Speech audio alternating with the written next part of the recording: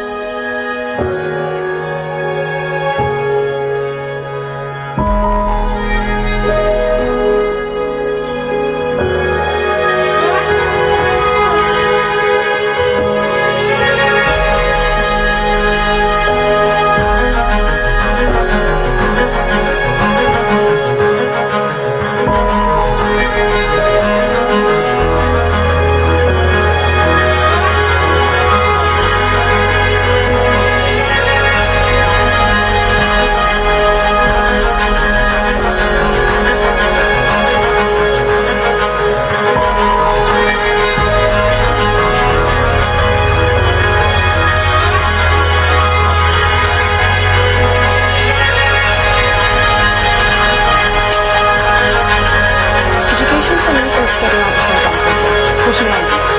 Even like rediscovering the joy of learning. I was forced to do that, not just mug up something, get good grades and get out. I had to learn. That's what I like about this college. Education, while technical knowledge is very important, these days you can get that from Education for me anywhere. is getting out of my comfort zone, pushing my limits. Even like education rediscovering for the joy living of and learning. education for I was life. forced to do At this that, not instant, just we mug up always something, see get good grades and both get these out. values. I had to learn. That's what I like about this college. Education for living and education for life. These days you can get that from anywhere. These profound words encapsulate the life-changing philosophy of spiritual leader Mata Amritandamai. Born to a humble family of fishermen, Mata Amritandamai grew up to be one of the most loved spiritual gurus of the world.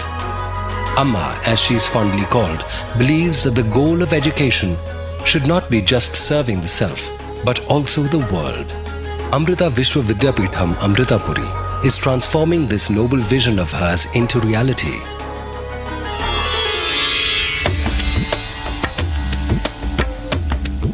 Situated in the quaint locales of Vallikava, flanked by the backwaters of Kerala on one side and the Arabian Sea on the other, the Amrita Vishwa Vidyapeetham Amritapuri campus at Kollam is spread across 80 acres. The pristine location catalyzes young minds to explore, discover, and realize their dreams.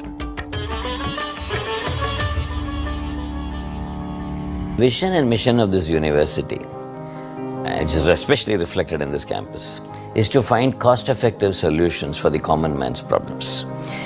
Basically, we want our students and our faculty and researchers to put their heads and hands and heart together to find solutions for the common man's problems. So you will find that 99% of the research that we do at Amrita is compassion-driven research. It could be in the field of energy, renewable energy, in robotics, or in medicine, in sanitation, in energy storage, in electric vehicles, in computer science and data science, information storage, big data, cyber security. All the various avenues of research that we have here and programs are geared towards that. All research at Amrita University draws its inspiration and guidance from our Chancellor and founder, Mata Amritandamai Devi. Good morning. With objectives focused on societal impact. So with a state-of-the-art infrastructure, facilities, excellent faculty with extensive training from laboratories around the world like US, Europe, Australia, etc.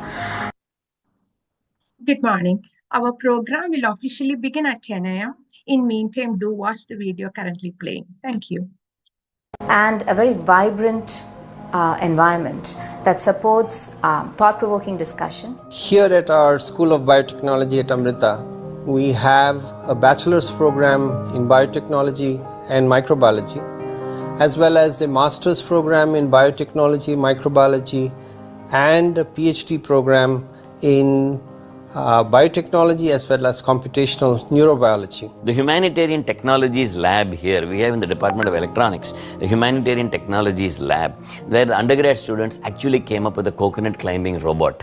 that climbs the tree and cuts the coconut and brings it back. Things have changed considerably in the Indian scenario.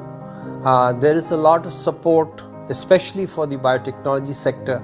In fact, over the past few years, the biotechnology industry has been considered the sunrise industry. It has been considered the fastest growing industry in the country, with about 20 to 22% growth year after year. We have more than 200 plus collaborations with international universities. We are looking at different pathways to achieve the global reach, which will enhance the quality of the students and the faculty.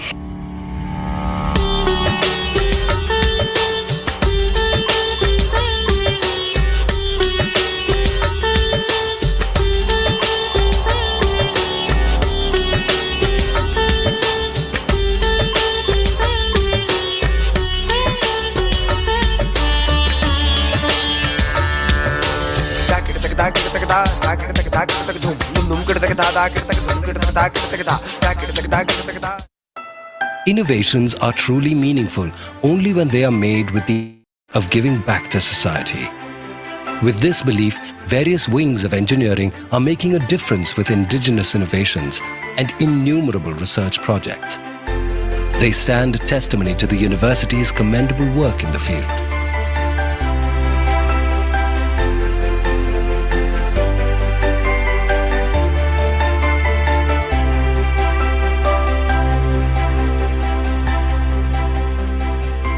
So if you can watch this video in your laptop, which is electronics, using a high-speed internet, which is a communication, then that is the best example to illustrate what exactly is the electronics and communication engineering means. So some 4 or 5 years before, there was a concern like there are no core jobs in electronics and communication engineering in India. But nowadays it is not like that. A lot of very big companies like Intel or Qualcomm or Broadcom or Samsung, all the companies are having their own research and development and design based in Bangalore and Hyderabad mostly. From the first year itself, I got an opportunity to represent my project in a competition called OMRG, where I was part of a team, a 5-member team, and we went there and we won the Best Mechanical Design Award. Our own students, a third year and final year students, they went to Mars Rover Challenge in UK and US. So, and they went up to the final round. Then International Robot Contest, they went to Germany and they went to Tokyo recently, last October. Regardless of the work that we have as part of our curriculum, I have a belief that doing projects will make us understand the concepts really well. So in our department, we have a research lab called HUT Lab, and being part of that lab, I was able to do a lot of projects. Namaste. Namaste. Very good morning to all. I am Maya Nair on behalf of Amma Kuwait. Welcome all to today's seminar, AI and the Future, Harnessing AI for Students, Schools and Society, an exciting and important topic to shape the world faster than ever. Let us have a divine start with a prayer by Miss Akshita Rajesh. Akshita, please.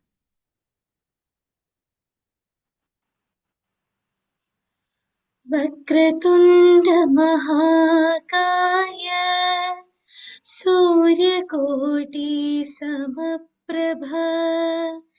निर्विघ्नं कुरु मे देव सर्वकार्येषु सर्वदा सरस्वती नमस्तुभ्यं वरदे कामरूपिणी विद्यारम्भं करिष्यामि सिद्धिर्भवतु मे सदा। ॐ लोकाः समस्ताः सुखिनो भवन्तु। लोकाः समस्ताः सुखिनो भवन्तु। लोकाः समस्ताः सुखिनो भवन्तु।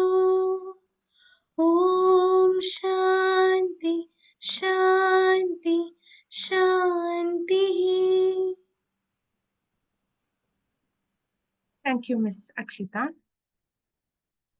Now, I would like to take a moment to acknowledge the recent tragedy in Pahalgam. Our thoughts and prayers are with the victims and their families during this difficult time. I request everyone to kindly observe a 30-second silence in their memory.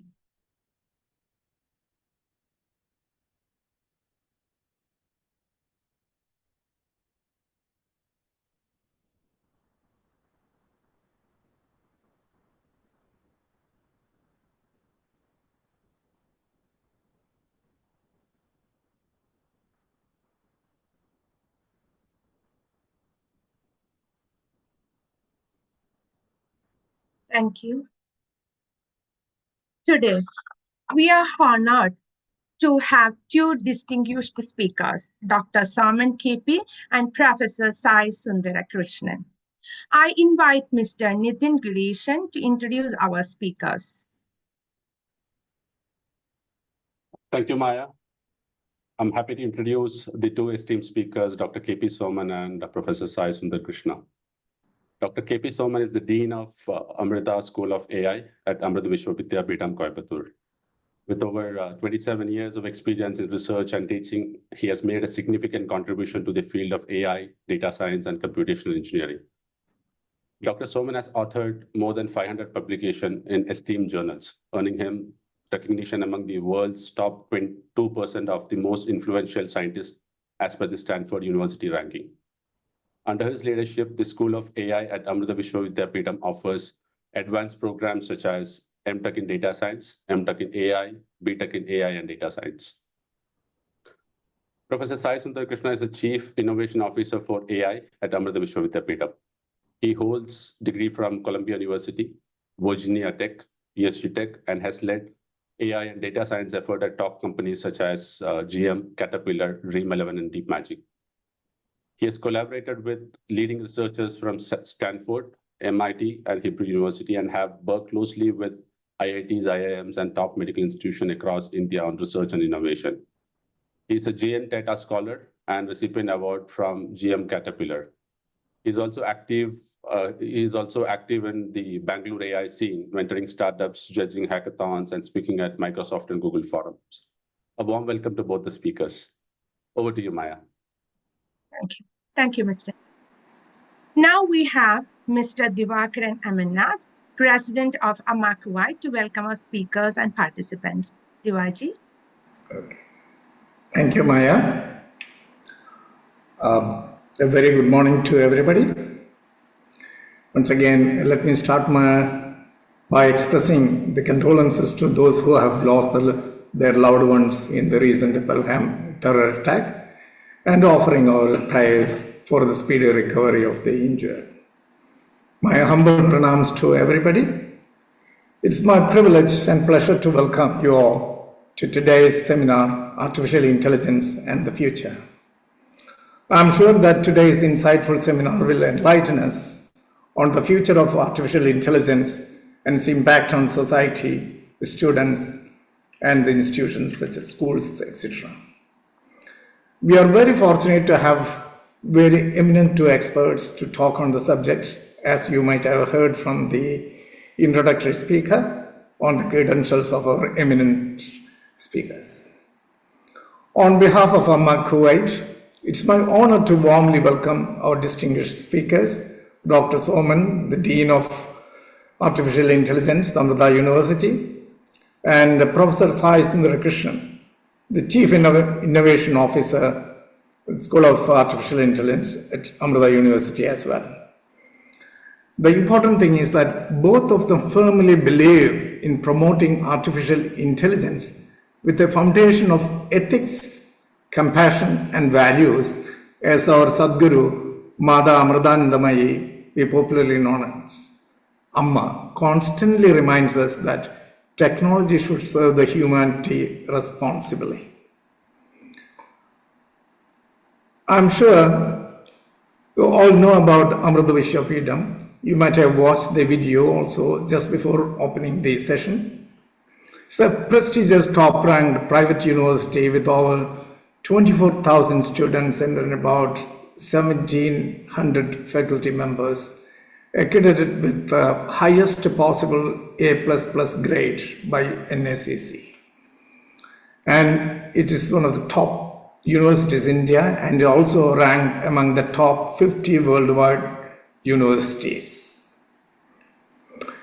Now, a few words about Amma Kuwait. We are a social organization which follows the teachings of Amma. And Amma, as everybody knows, is one of the greatest living humanitarian leaders now.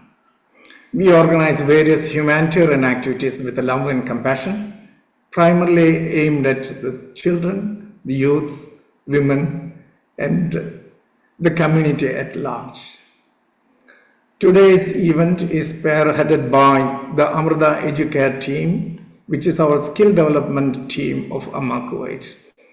We conduct various leadership and other programs aimed at empowering the students, youth, children, etc. Today, even though it is a holiday morning, I can see enthusiastic presence of many principals of schools in Kuwait, academia, community leaders, parents, and students. In fact, we join hands with the like-minded organizations and institutions to bring such useful events for the community. Today's inspiring seminar is conceived with that concept only. I must mention here that one of our Amma Kuwait members, Sri Balamurali, brought to our attention that there was a talk by Dr. Soman on the influence of BI in educational fields in Kozhikode and now in April 1st and 2nd. That triggered us to conduct a similar talk in Kuwait for the benefit of the society here, the children, the parents, and the academia and the school authorities. And we contacted Dr. Soman through one of our member, Sri Girish Kaimal, who is now back in India, and he was also a member of the Amrita Coimbatore faculty. Thank you, Balamurali and Girishji, for triggering this and being instrumental to conducting this program. Thank you, Dr. Soman and Professor Sundar Krishna, for agreeing to our request at a short notice. I'm confident our eminent speakers will enlighten us with the valuable perspective of AI and the future. And I'm confident that you may have a lot of questions to ask during the question and answer session. But fortunately, we have conveyed most of your questions to the team, and they will be incorporating in their speech your questions as well. However, if you have any questions left, that will be handled by our panel at the end of the session. So without any delay, on behalf of Amma Kuwait, I once again warmly welcome the distinguished speakers, the principals, the teachers, students, parents who has joined from Kuwait as well as from outside. And of course, our Amma Kuwait members and the dedicated support team. Thank you very much. Have a good day. Thank you, Divaji. Thank you. Before we begin the presentation, let me give an overview of today's session. We will have the presentation by Dr. Soman, followed by Professor Sai. That will be followed by Q&A session. As said now, most of the questions which is submitted during the registration have been shared with the presenters in advance and will be addressed by the speakers during their presentation. If you have any additional questions during the session, please feel free to type them in chat box. If the participants, those who are watching in YouTube stream, have questions, you can post them there, or you can post in the seminar WhatsApp group, and we will ask the questions to the speaker on your behalf. Now, let me welcome Dr. Soman for the presentation. We are honored to have you here, Doctor. The floor is yours. Dr. Soman, please. Thank you Thank you. for the nice introduction and good morning to all. I will share the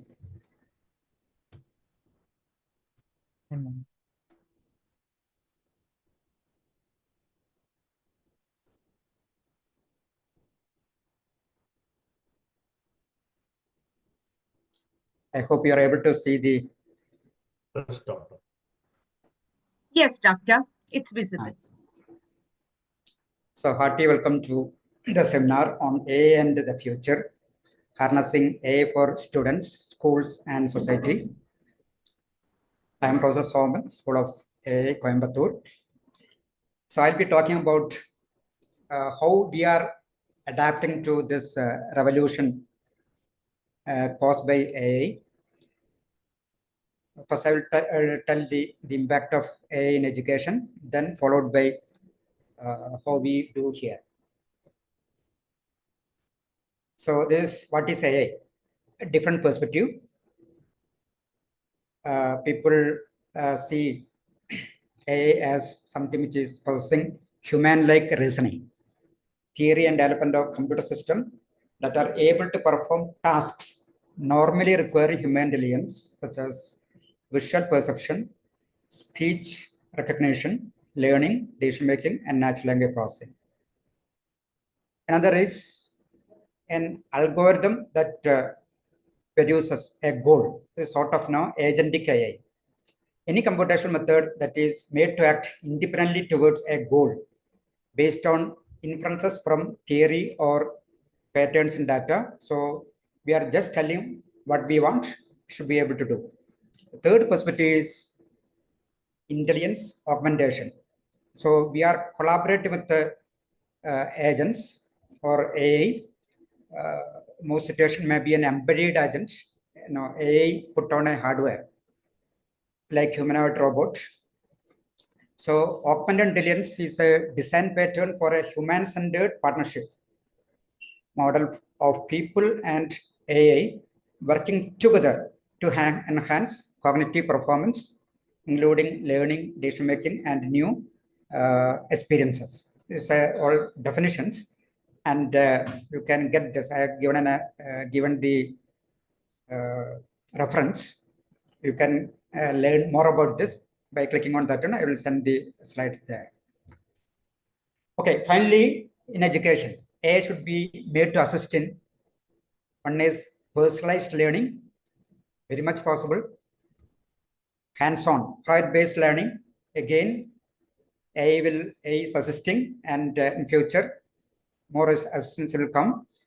Learning from is very important.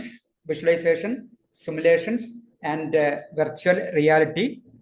So far, we haven't, or no education now, we are not utilizing this much. Now AI will help us. Learning across school, community, and now familial settings. So learning should happen now from every location, not only from school. Okay. Now, early 2004 prediction was this. Okay, AI will now impact maximum in education and healthcare, or a disruption will happen in education and healthcare. And it was thought that US will dominate it. But China gave a deep shock to us, and US and us through its DeepSeek. So AI is now made, or AI systems, we can make it at extremely low cost. That is the possibility opened by DeepSeek. Now, just after this, what is the impact? You can see a lot of things happening in India. First, AICT came with a news release. They want AI to be integrated in all core engineering branches. Then came from Vice Chairman. This is 3 days back.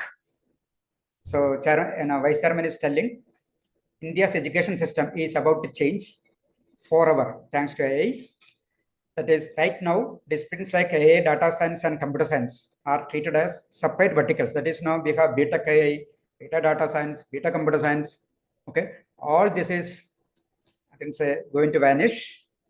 Okay, this computing, AI, data science, going to be common for all. It may not be a separate discipline. And now true innovation lies in cross-disciplinary integration. This is what 3 days back the press release by ACT. So its implication is huge. Okay, this is about Tamil Nadu here now. Government responded to this.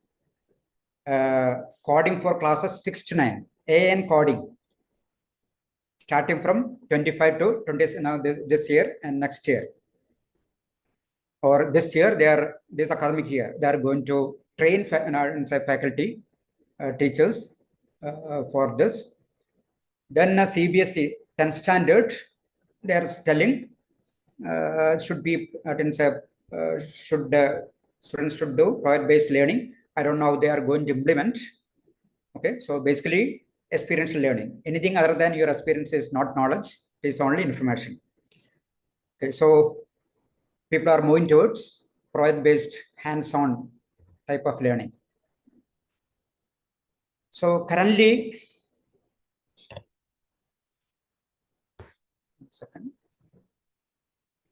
all our courses are offered as now.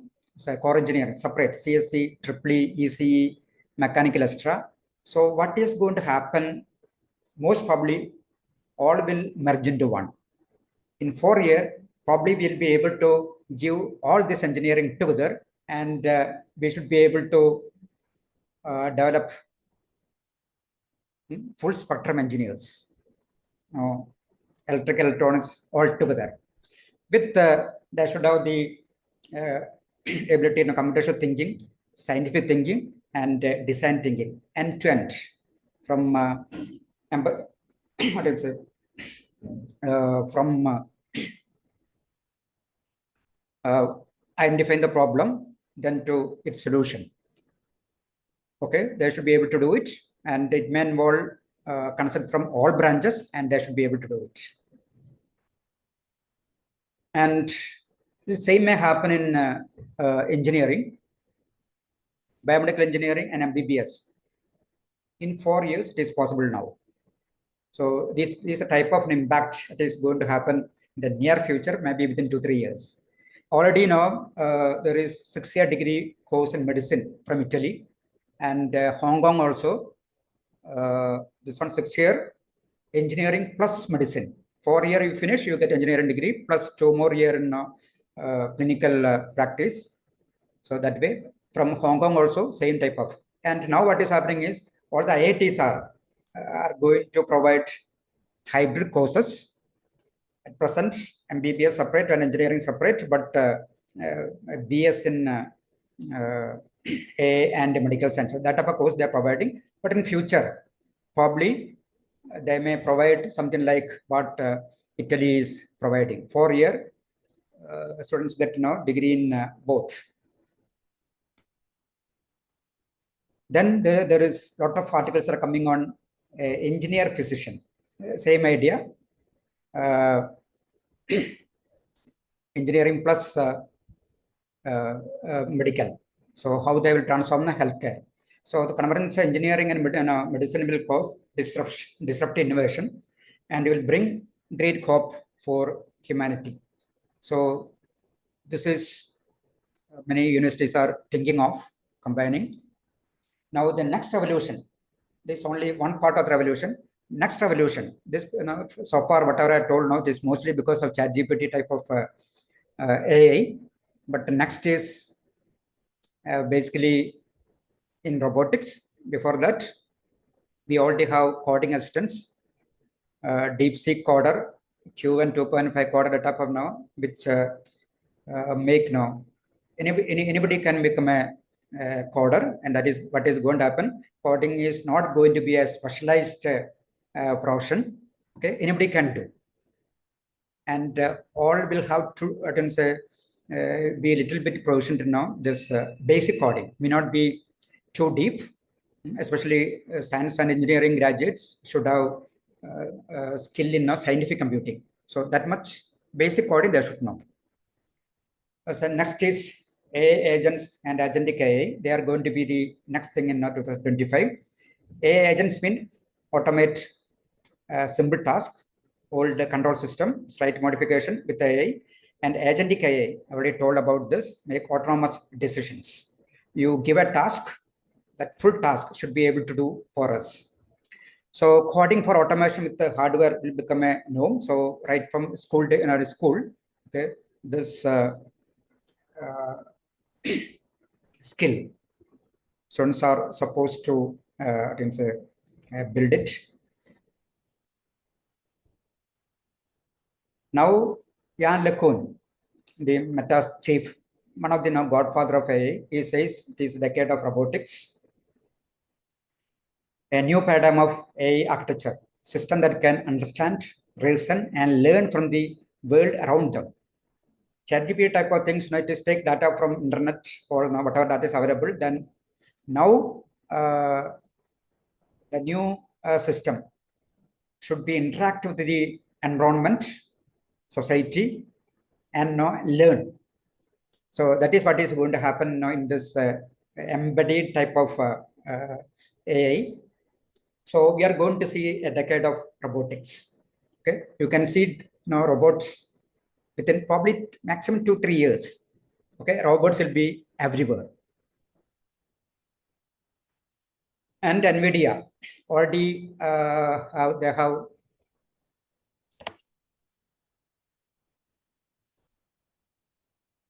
come up with the hardware for this robotics. And in fact, they have open sourced their humanoid foundation model. So what is a foundation model? The definition is given there. A foundation model is an AI model that is trained on vast data sets, enabling to perform a wide range of tasks across various applications. So all people can now know, the developers can start from there, then fine tune for specific applications. So its implication is this: for a bright future of work, we must get better at collaborating with the machines. So this skill is going to be very important. Interpersonal skill. Now how you are collaborate with the machine. Okay, so rise of robotics and doctors and nurses, these all things are going to happen. Already this one China. Okay, so this is in teaching. We are going to have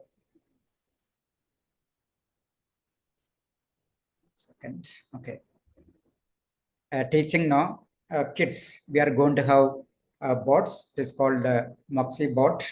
Already there in market in English, but Indian languages now so far doesn't come. So a lot of development will happen now in this space. Interactive, play-based learning, emotional support, social skill development. For all these things, we are going to have simple robot to train our children. Now, this coming to education, AI demand a drastic change in pedagogy. Now, how we are going to do it, or now how we can adapt to this revolution. The cause of AI revolution is basically computing only. Okay, from 1981 to 2015, 2 crore times computing power has increased.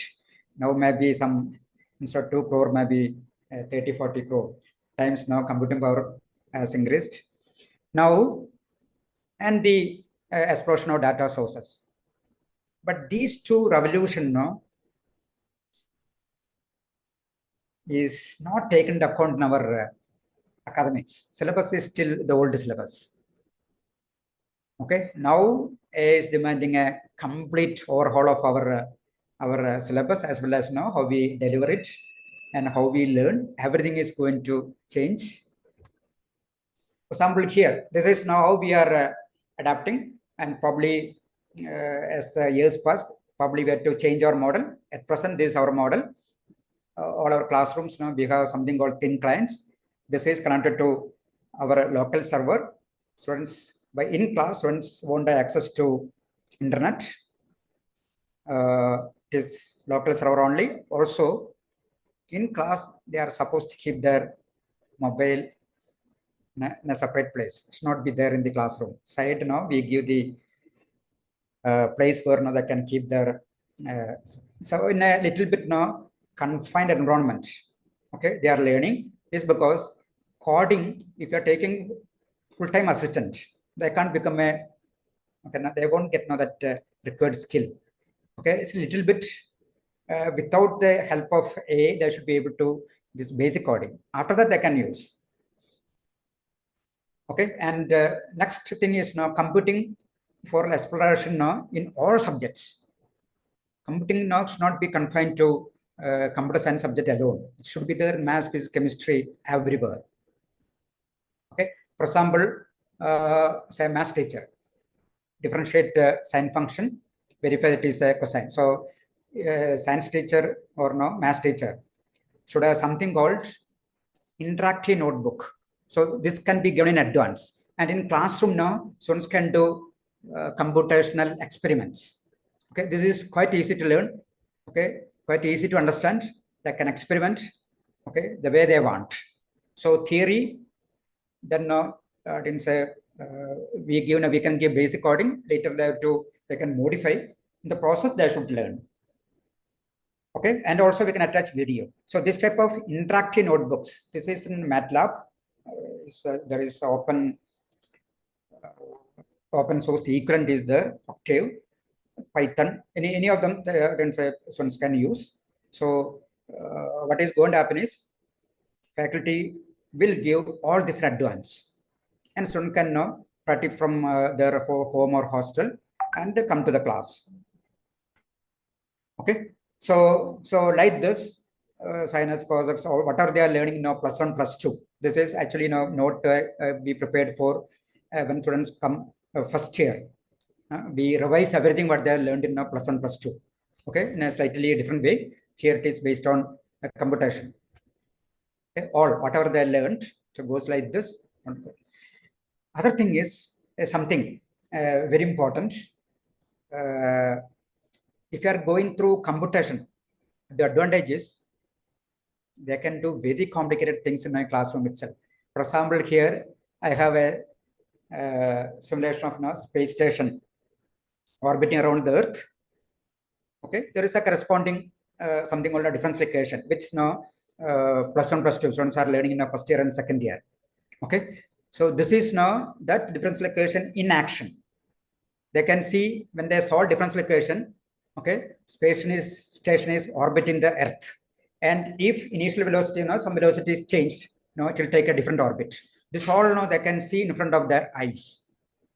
Okay, so this type of computation should happen in classroom, and hostel or home now they should work on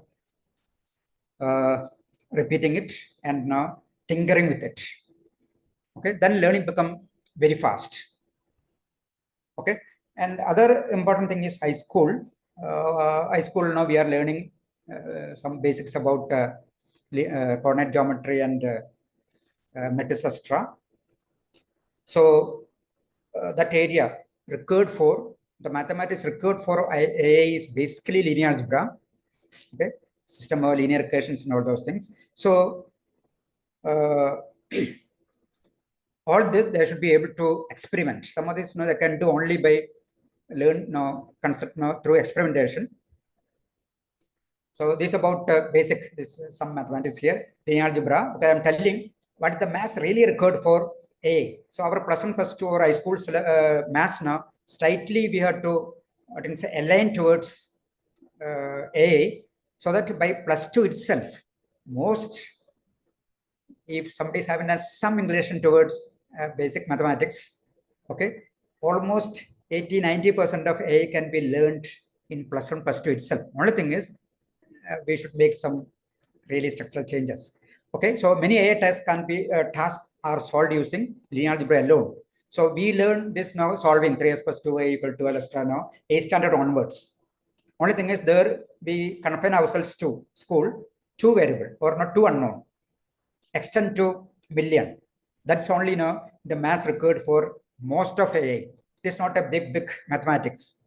Okay, so there is something called vector space, linear combination extra. I'm not telling the maths here, but I'm telling this is accessible to +1, +2. Students can easily teach them. So that way we should change our syllabus.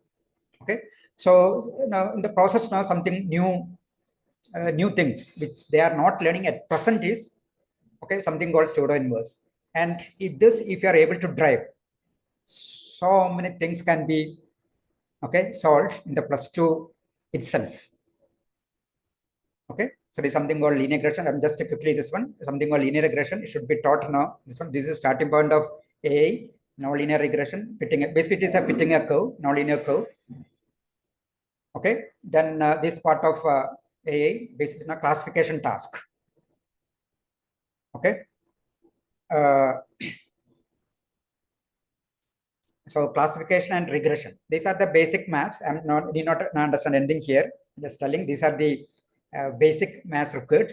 This can be taught now +2 itself. Okay, once they understand what is regression, we can actually solve many tasks.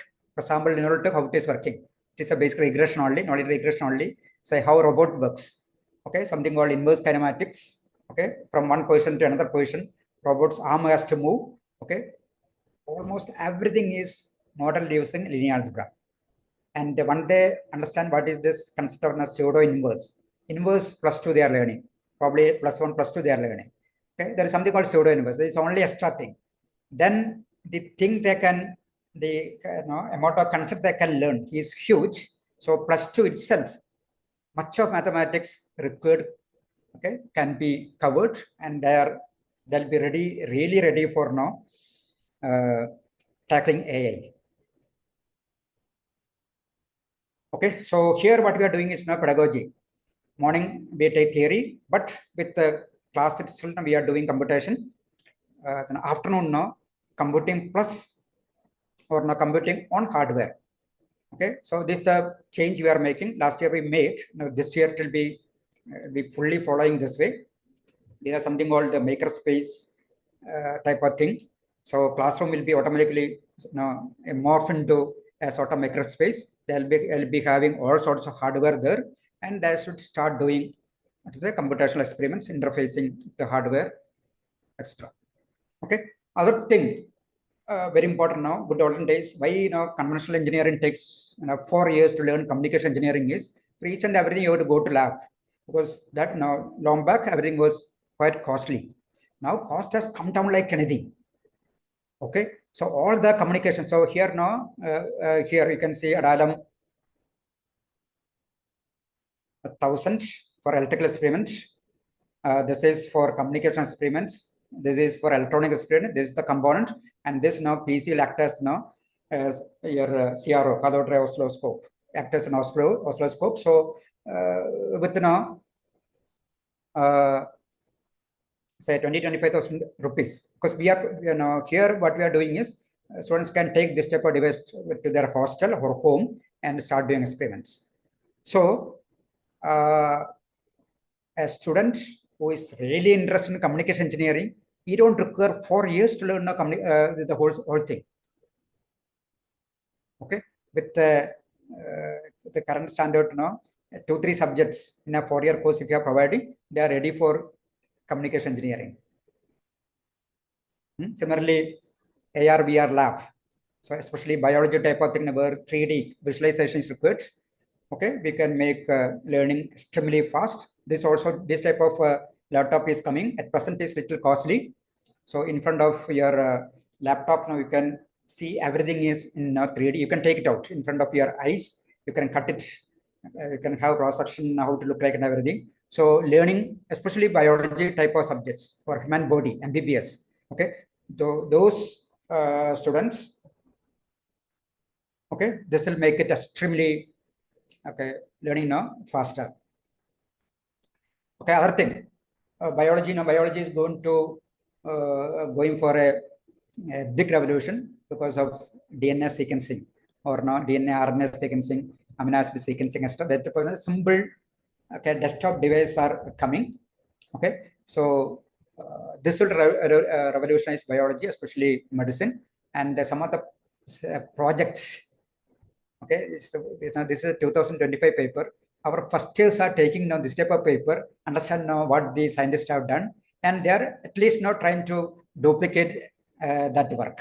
So can large language models predict antimicrobial resistance gene from now this batch of microbes? Okay, or which microbes has antimicrobial resistance? It's a cutting edge research work, but first year, probably plus one plus two students can now probably able to do it, or at least now duplicate that one, then work on that. Okay, so in our learning, this one is spiral learning of maths, machine learning, deep learning, etc. That means now, and the our subjects are done this way. For example, maths is there in 6th semester, but now first semester itself we somewhat finished now maths required for A, but we are little bit now repeating, little going deeper, so that now by the end of 6th semester, they're extremely thorough. They can never, they should never forget the basic maths, because they are going to be the, or now we are going to have everywhere now robots.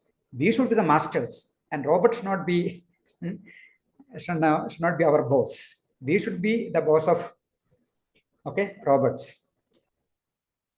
Okay, so we are following spiral learning and evaluation. What we are doing now, daily, weekly, automated evaluation system with the base of AI. Our students themselves now they made a automated evaluation system, and now we are incorporating all the ChatGPT type of thing and that one. So even descriptive type of questions now can be evaluated quite easily, and we are giving now instead of final exam, written exam, especially replaced with projects, especially group projects. Okay, it's not individual projects, so we are giving so that they develop some other social skills. Okay, and for absorbing emerging developments in this one syllabus itself, now we offer something called micro credential course every semester. In addition to the classical 3 credit proper type of regular course 4 months. This type of courses will run only 2 weeks. The expert will come from industry, they will teach it. So every semester now we are offering this for biomedical engineering. Now we are offering such a micro credential course. Each credit is only 1 credit. Okay, and it will last only maximum 2 weeks. Okay, so if anything happens now, immediately we will incorporate into syllabus. Okay, this should be totally adaptive. And the core thing, which is now basically, and I didn't say mathematics and all those things now, which irrespective of the development AI, that will remain same. There are something which will always remain same. That is the regular one, and what is coming up. Okay, recent ones we cover through this every semester for such thing. This is how we adapt to the new developments. Okay, then teaching. This is the base now, as far as many of you are concerned in the schools or working in the schools or managing schools. Okay, there are now a lot of change, or at least now some change need to be done now to align mathematics, especially mathematics. Okay, you can say in general all sciences. Okay, towards AI, you don't occur that much big change, but some alignment. For example, teaching calculus, there is something called standard analytical calculus and now computational calculus. What we are teaching now, standard analytical calculus. Okay, which expert says now there are so many people. This from this professor is from KTH. He says now that is a wrong way of teaching calculus. Okay, we are not teaching everybody. We can't expect everybody to be a mathematician. Okay, so solution book, standard now solution book done by symbolic manipulation paper. This is what now plus one plus two entire maths we are doing that way. Okay, but now that type of mathematics now we can solve only very elementary simple Okay, sort of useless problems. Okay, we can't solve any real world problems. So mastery of many analytical texts difficult for the ordinary students. Okay, calculus book now you can see 101 formulas and all those things is basically not required. Okay, general problem cannot be tackled, not even by teacher. This is a very important thing.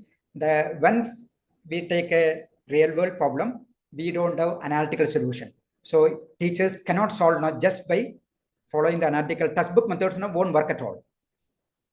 Okay, then there is something called computational calculus.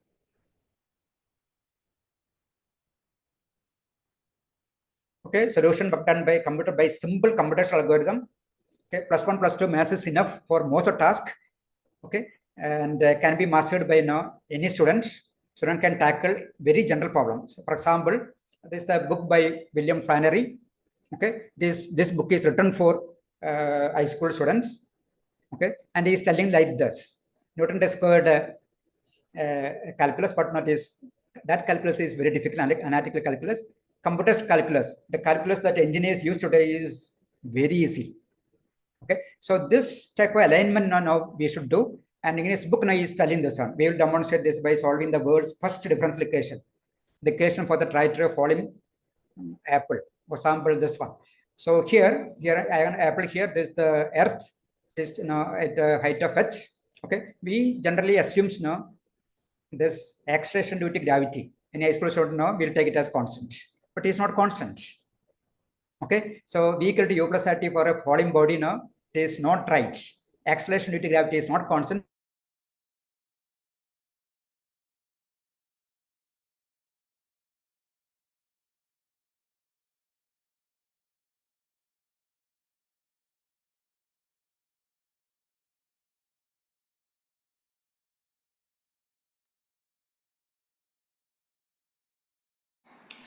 Apple falls down, there is an upward force that is also not taken care of. So what we are teaching is not real world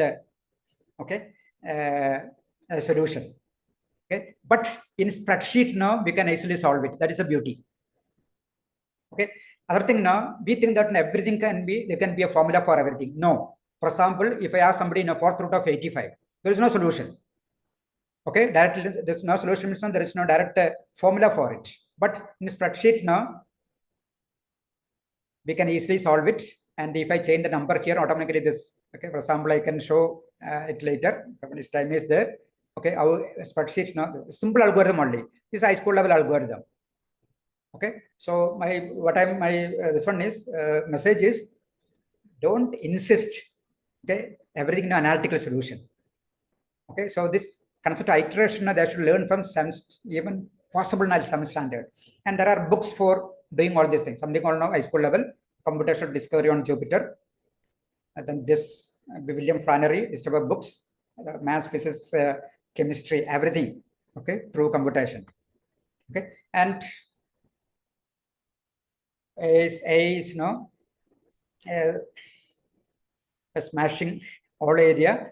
So then we may have to learn a lot of new things. No, what Bill Gates says master the basics of coding, but this is not computer science type level 4 year, not that one.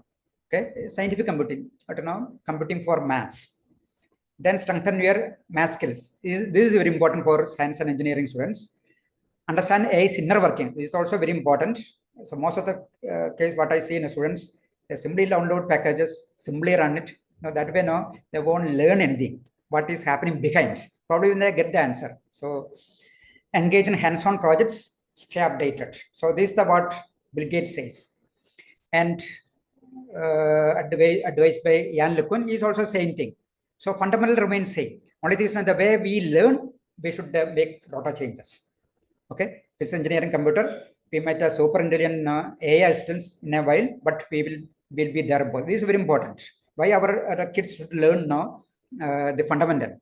Okay, we should be the boss of AI we are making. They should not rule us. Or okay, we should know how to really tackle AI. So it is a must. So we will need to understand the foundations in order to lead them. So this aspect is very important.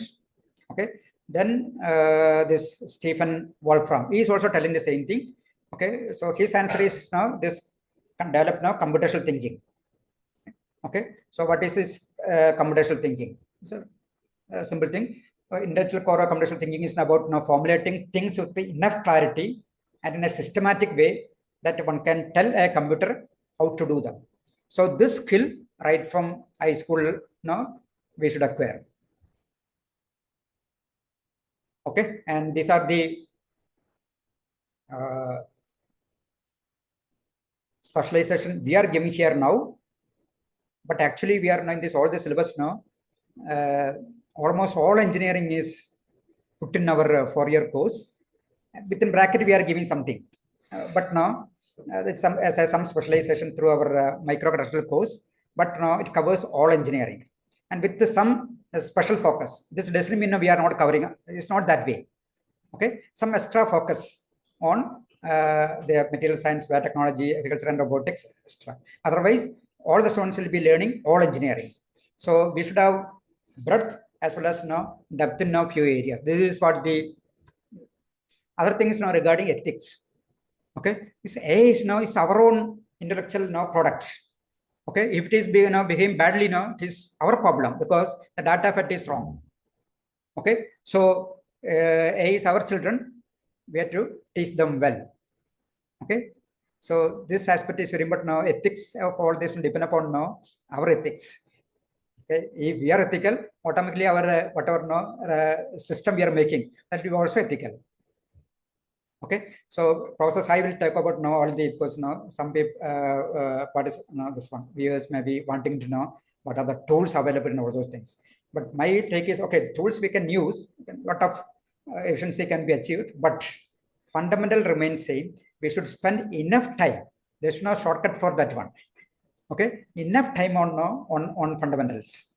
Okay, after that we can use AI for any help and all those things. Okay, but we should not make shortcut on the fundamentals, logical thinking, and all those things. Okay, this I will skip because I will be now with this what we see, we implemented this 2-3 years back. All the what I am telling now, a little bit now. Next year, full implementation. Okay, our students now went to Harvard. Okay, and they got first prize. Okay, they're all now my assessment. They're all very average students, but every semester they are doing hands-on projects. Okay, because that one they could win now first prize, beating now MIT and Stanford, that type of top institution in the world. Okay, and a little bit warning. Okay, some countries are now moving extremely fast, like China. They already have books now in right from kindergarten. They have AI books. Okay, so their adaptation rate is extremely high compared to probably other countries. Okay, and in fact 50% now if you take the top 2% AI scientists, okay, almost 50% is from China. Okay, we are only just 5%. Okay, so with this I hand over the session now to Professor Sai. Thank you, Doctor. Thank you, Doctor, for the thought-provoking insight you shared with us. Thank you. Now, let me take the privilege to welcome Professor Sai Sundarakrishnan. Professor, please take over the platform.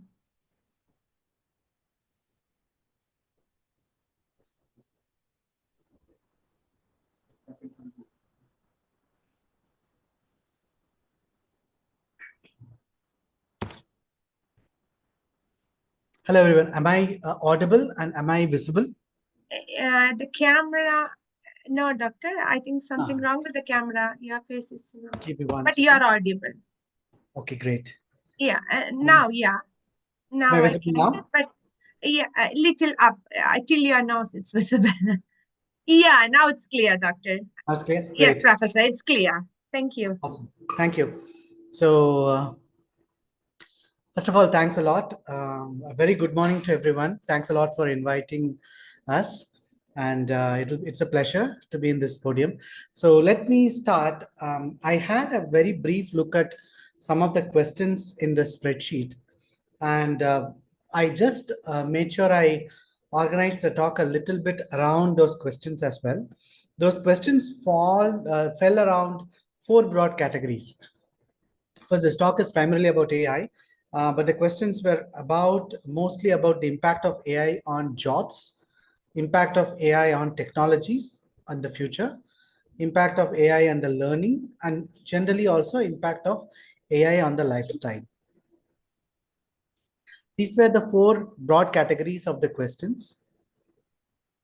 So let me actually, I tried to design this whole presentation around this. So we'll touch through some of those questions in the meanwhile, and then the rest of the questions we can take it after 40 minutes or so. I guess, yeah, 40 minutes or so. So let's start with the pedagogy first. What we are basically looking, the figure that you're basically looking at is, first of all, these are our first year college students, and this is not a lab, this is a classroom. That's a basic change. So the classroom and lab have to be integrated. Lab should not be seen as a totally different device.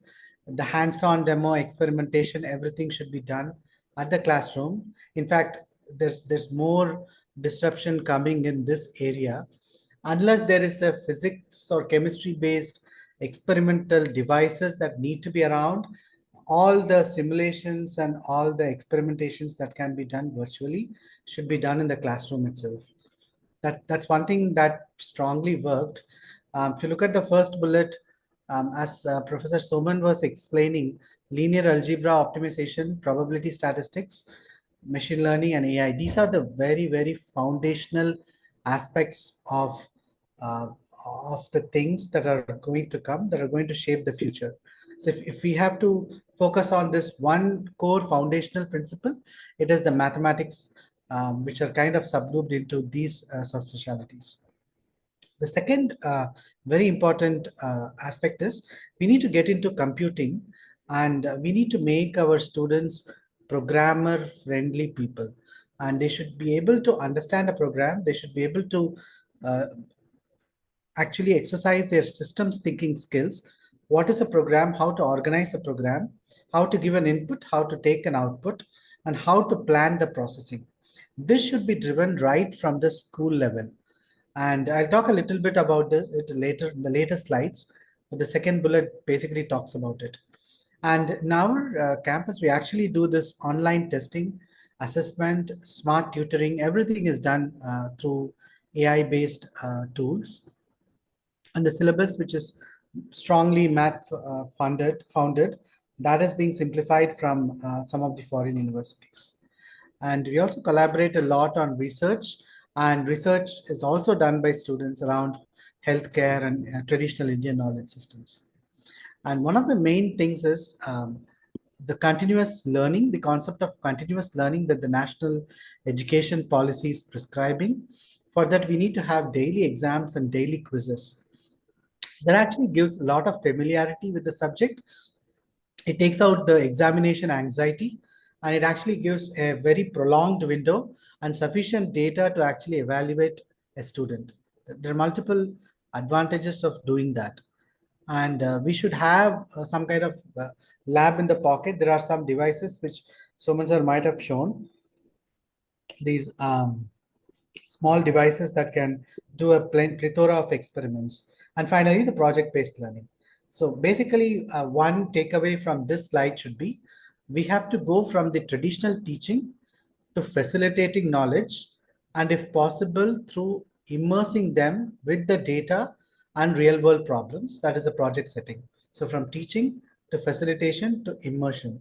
That's how we need to think about. There is a slide that will talk a little bit more on this, but this is the general idea. And in order to make this and make this real-time continuous, we need 5 basic pillars. We need adaptive evaluation, we need rubrics. And because once you have an adaptive evaluation and rubrics, we can hyper-personalize this whole thing.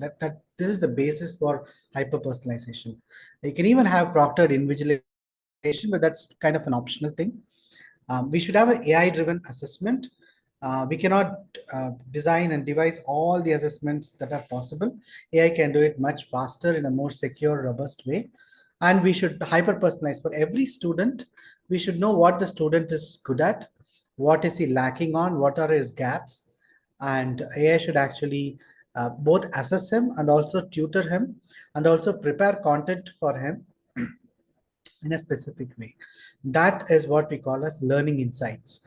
Those learning insights need to be derived at the student level. And with the current technology, we are much empowered to do that in a certain way. This is an example of what are the kind of skills that we need for the future AI equipped engineer or future AI equipped commerce person, a future AI equipped doctor, or a future AI equipped lawyer. So first we need cognitive skills. You need to be able to understand um, your own learning process in a sense. So once you're able to do that, a student will be able to measure himself, and students should be given basic pattern recognition training, and this is where he will graduate into machine learning in the future. I'll give some examples of this as we go. Students should also be given an organizing skill kind of exercise. So basically give them some exercises. They can refer to chat gpts or anthropic's cloud or whatever is their favorite llm. They can derive the information and then they can organize that information with you by combining their own special skills. And we should actually promote that kind of assignment. And then the fourth skill that is needed is skill on visualization. If the student is able to visualize a certain scenario or visualize a certain pattern, visualize a certain geometry, those are the kind of tasks that we need to give. Because at the end of the day, when you want to study linear algebra, you need a lot of visualization skills. The fifth skill that we need is whether the student can express very effectively or communicate. This is both verbally and in written, and also in terms of preparing the content. So preparing the content is in between written and verbal. So that's very important. That's where his organizing skills also come into picture. And the sixth skill that we need is the computational skill, whether the student is able to express a problem first, formulate the problem, and he can actually divide the problem into multiple subproblems, whether he can take them into steps, and whether he can solve that problem. The seventh skill is the verbal skill, whether the student is able to express what he did, express why he did what he did. And also the next skill is going to be the modeling skill. Modeling skill is it actually gets into a student's brain and the knowledge structure. So why did a student use a certain structure to actually model a phenomenon? So that's very important. That kind of clarity we should impart. So if you want to do what is a moving average, if you want to teach a student what is a moving average, he should first understand what is a moving average. And then if he wants to basically predict some broad-based patterns, he has to do some kind of an exponentially weighted moving average. Now, why did he choose that for that broad-based pattern? Because he's sending that into some fuzzy system. It does not need such a very precise measurement and input. So it just needs categorical inputs. To categorize it, I just need to know the broad strokes. For broad strokes, I can do a very nominal exponential weighted moving average. So students should have this kind of an understanding of modeling. That should also be imparted very early on between grades 9 to 11. And then finally, connected learning skills. Students should be able to connect disparate phenomenon from physics. He knows that he can model that phenomenon using some structures he has learned, and then he can express that as a model, and he can do mathematical computations. And then this can be in a domain, let's say on biology, right? Suppose a student is given a small digital pathology section, an image of that, and in that image he is given two different colors. One color is CD4 plus, it's a kind of cells, immune markers, and there's another is CD8 plus. So he can kind of quantitatively assess how much of the area that is, and he can do the ratio division. So that kind of knows a little, that kind of talks a little bit about the stage of cancer. And then he will go on to understand what is epithelial mesenchymal transition, how is cancer graded, all that he will learn probably in his biology class. So a student will have this connected skills. So these kind of 8 to 10 very strong skills need to be imparted. And for each and every grade, along with AI, ethics, and responsible data handling, we need to impart all these skills into students. We should make the learning a very pleasurable activity for students. And we can actually talk a lot about different examples that we can give across different grades. So that's a very good start for us towards the AI-based education. While I'm at it, I'm glad to share that I gave a very short interview with Times Now, and you could see that interview in this YouTube link. And if you have mobile phones by your hand, you can scan that QR code, and it will directly lead to that presentation. You can watch it later, but this basically talks a little bit about connected learning specifically, and the evolution of biology and how mathematics and biology should be integrated in schools. So the contents of this presentation primarily is, I first give the data perspective. How is the data landscape changing around the world? I give some examples of connected learning and why it is important and why it is going to be transformational in our AI journey going forward. And I also oriented a little bit towards the future jobs and what is vibe coding tools. How would a student who is like in the age bracket of 12 to 17 right now, when he turns 20 to 23, what are the kind of tools that he's going to be using? What is the kind of ecosystem that he is going to thrive on? And now, I mean, I spoke a little bit about vibe coding, but within two weeks, there are a lot of developments in something called model context protocol, agent to agent architectures, and an architecture called NANDA, which is given by MIT. So this is networked agents and distributed AI, which is going to be the future. Finally, I also talk a little bit about the innovation mindset that is needed, a very balanced approach that is very good for the Indian ecosystem and the Indian culture. So these are the contents that you will see in that presentation, and that's the link, and we can share it later. Great. So now we go from learning and K-12 to we move slowly to the job ecosystem. So if you look at the whole table to the left, the way to read this is, I would read some of these things are very small in font, so you might not be able to read the whole thing. So I'll explain a little bit of this particular chart here. So this chart is actually given by the World Economic Forum. World Economic Forum basically identifies 4 different quadrants, 1, 2, 3, and 4. These 4 quadrants, basically the first quadrant is the kind of skills that are kind of in the downturn. They call this out of focus skills that are kind of rapidly getting replaced, but they are not also having a very large emergent property. So that kind of skills, they call it like out of focus skills. And guess what is one of the major feature here? It's programming. So the programming, the way we know, writing import numpy as mp, import pandas as pd, and writing all the boilerplate typical way of writing the code, all that is going to be gone. So there are going to be vibe coding tools that is going to automate all these programming processes. You need to know the systems thinking, the reason behind why that program is being done, what are the best practices, what is the computationally efficient way of programming. Those are the kind of things you need to understand and you need to know. And then the physical act of programming is not going to be of primary relevance now.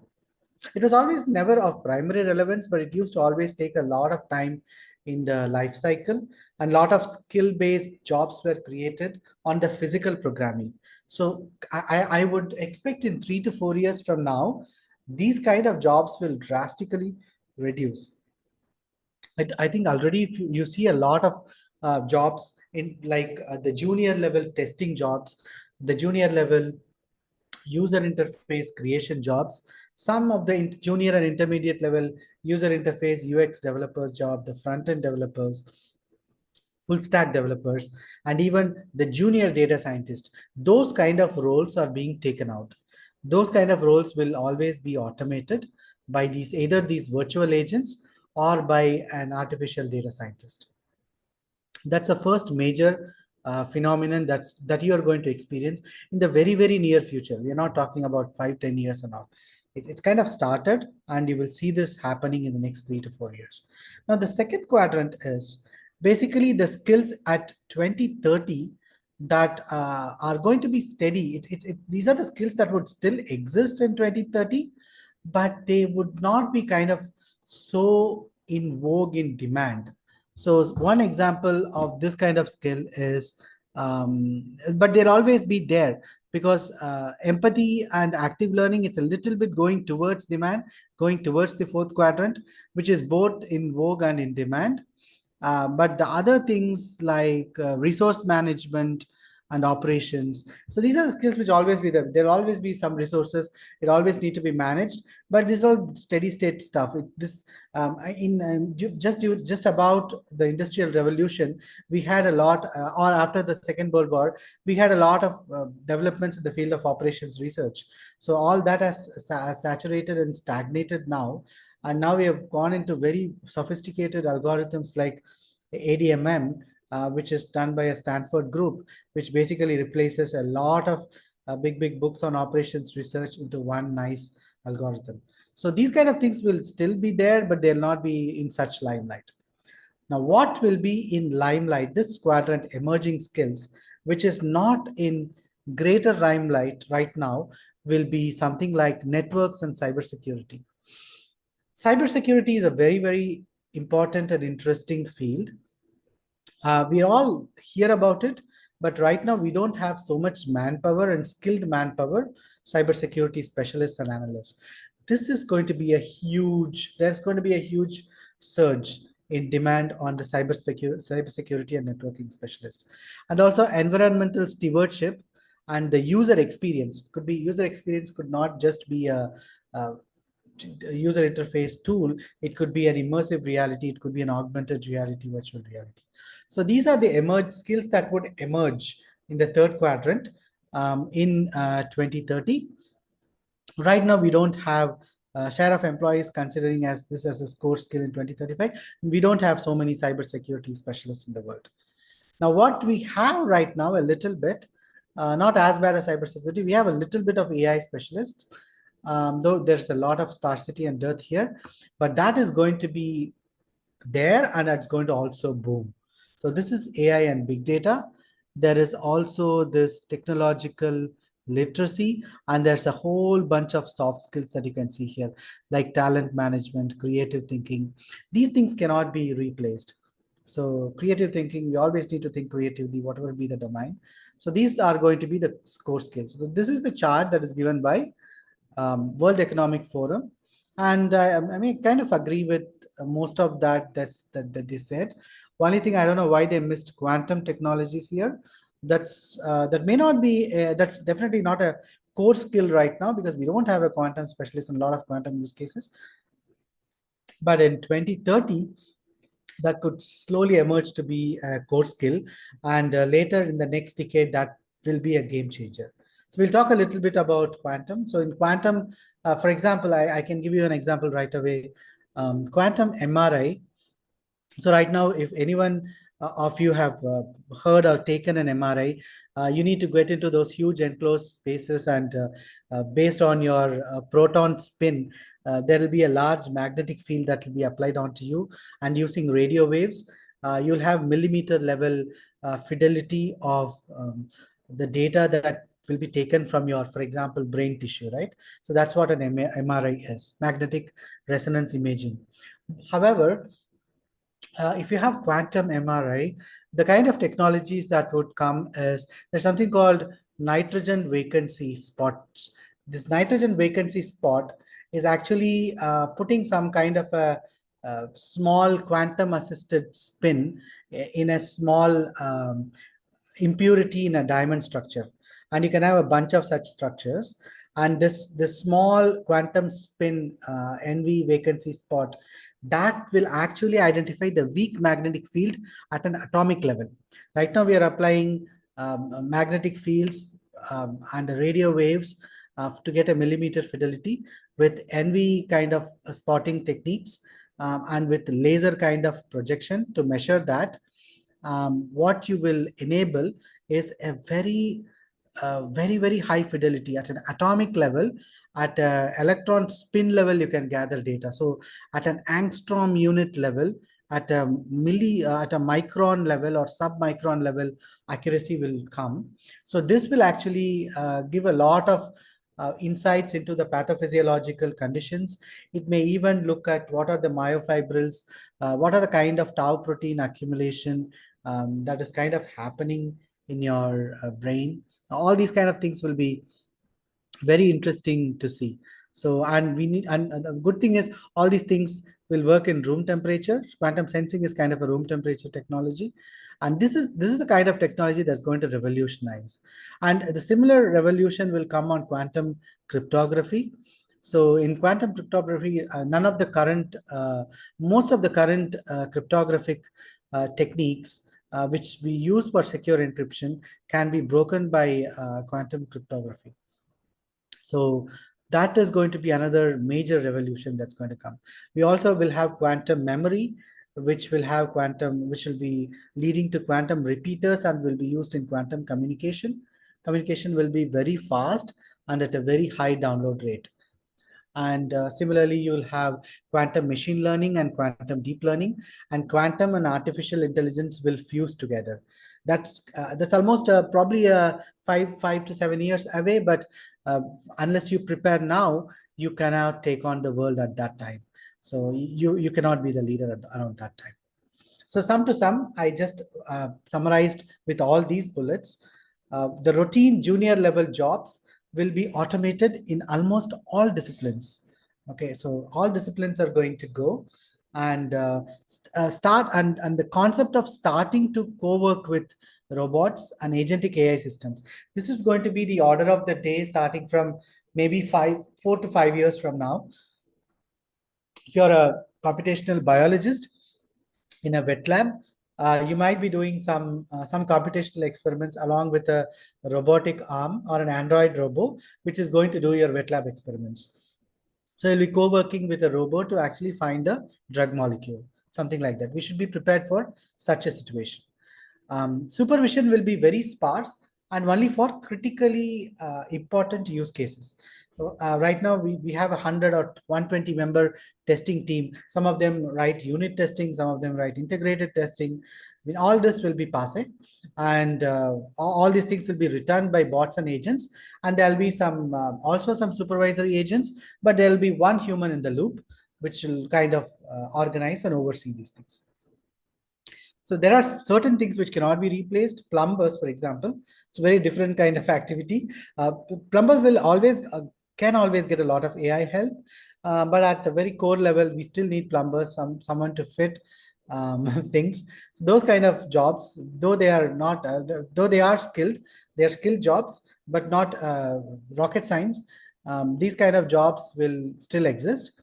And nurses kind of jobs where the empathy is on focus, those also will continue to exist. These will exist. Then the non-specialized teachers, simply teaching a certain phenomenon or a concept. Now, Notebook LM and a few other tools teach them better than even some specialized teachers. So the non-specialized teachers don't have a chance. The recruiters, junior level lawyers, and even very junior level doctors, a lot of their roles will be replaced. If you actually look at the fourth bullet, I carefully say it's a role loss. It's not necessarily a job loss. Jobs will be there, but some of their roles and responsibilities will be totally changed, because these roles and responsibilities will be taken by AI, because the AI will figure out the use case and it will actually figure out everything. And the fifth bullet that you see to the right side is on cybersecurity, networking, quantum and AI composition. All these core innovations will flourish under agentic and artificial superintelligent evolution. So that's going to be the the phase in which all the current grade 10 to 12 students will be when they come out of their colleges. So you need to make them future ready. That means you need to give them cybersecurity knowledge, networking, autonomous systems, robotics knowledge, medical engineering knowledge, quantum knowledge. All these are quite essential knowledge structures that we need to impart to the kids. Swift learnability would be rewarded. So you cannot say, I can take 4 or 5 years to develop a product from now. If you're saying that now, you're doing something wrong. So what you have to do is you have to quickly understand how AI is enriching your tool ecosystem and your use case definitions, and you should adopt AI very fast. So the AI enriched outlook will be valued a lot. And finally, intelligence will be redefined. It's not merely a memory-based intelligence or an information-based intelligence, but it should be like an organizational acumen, innovation, or a life skill-based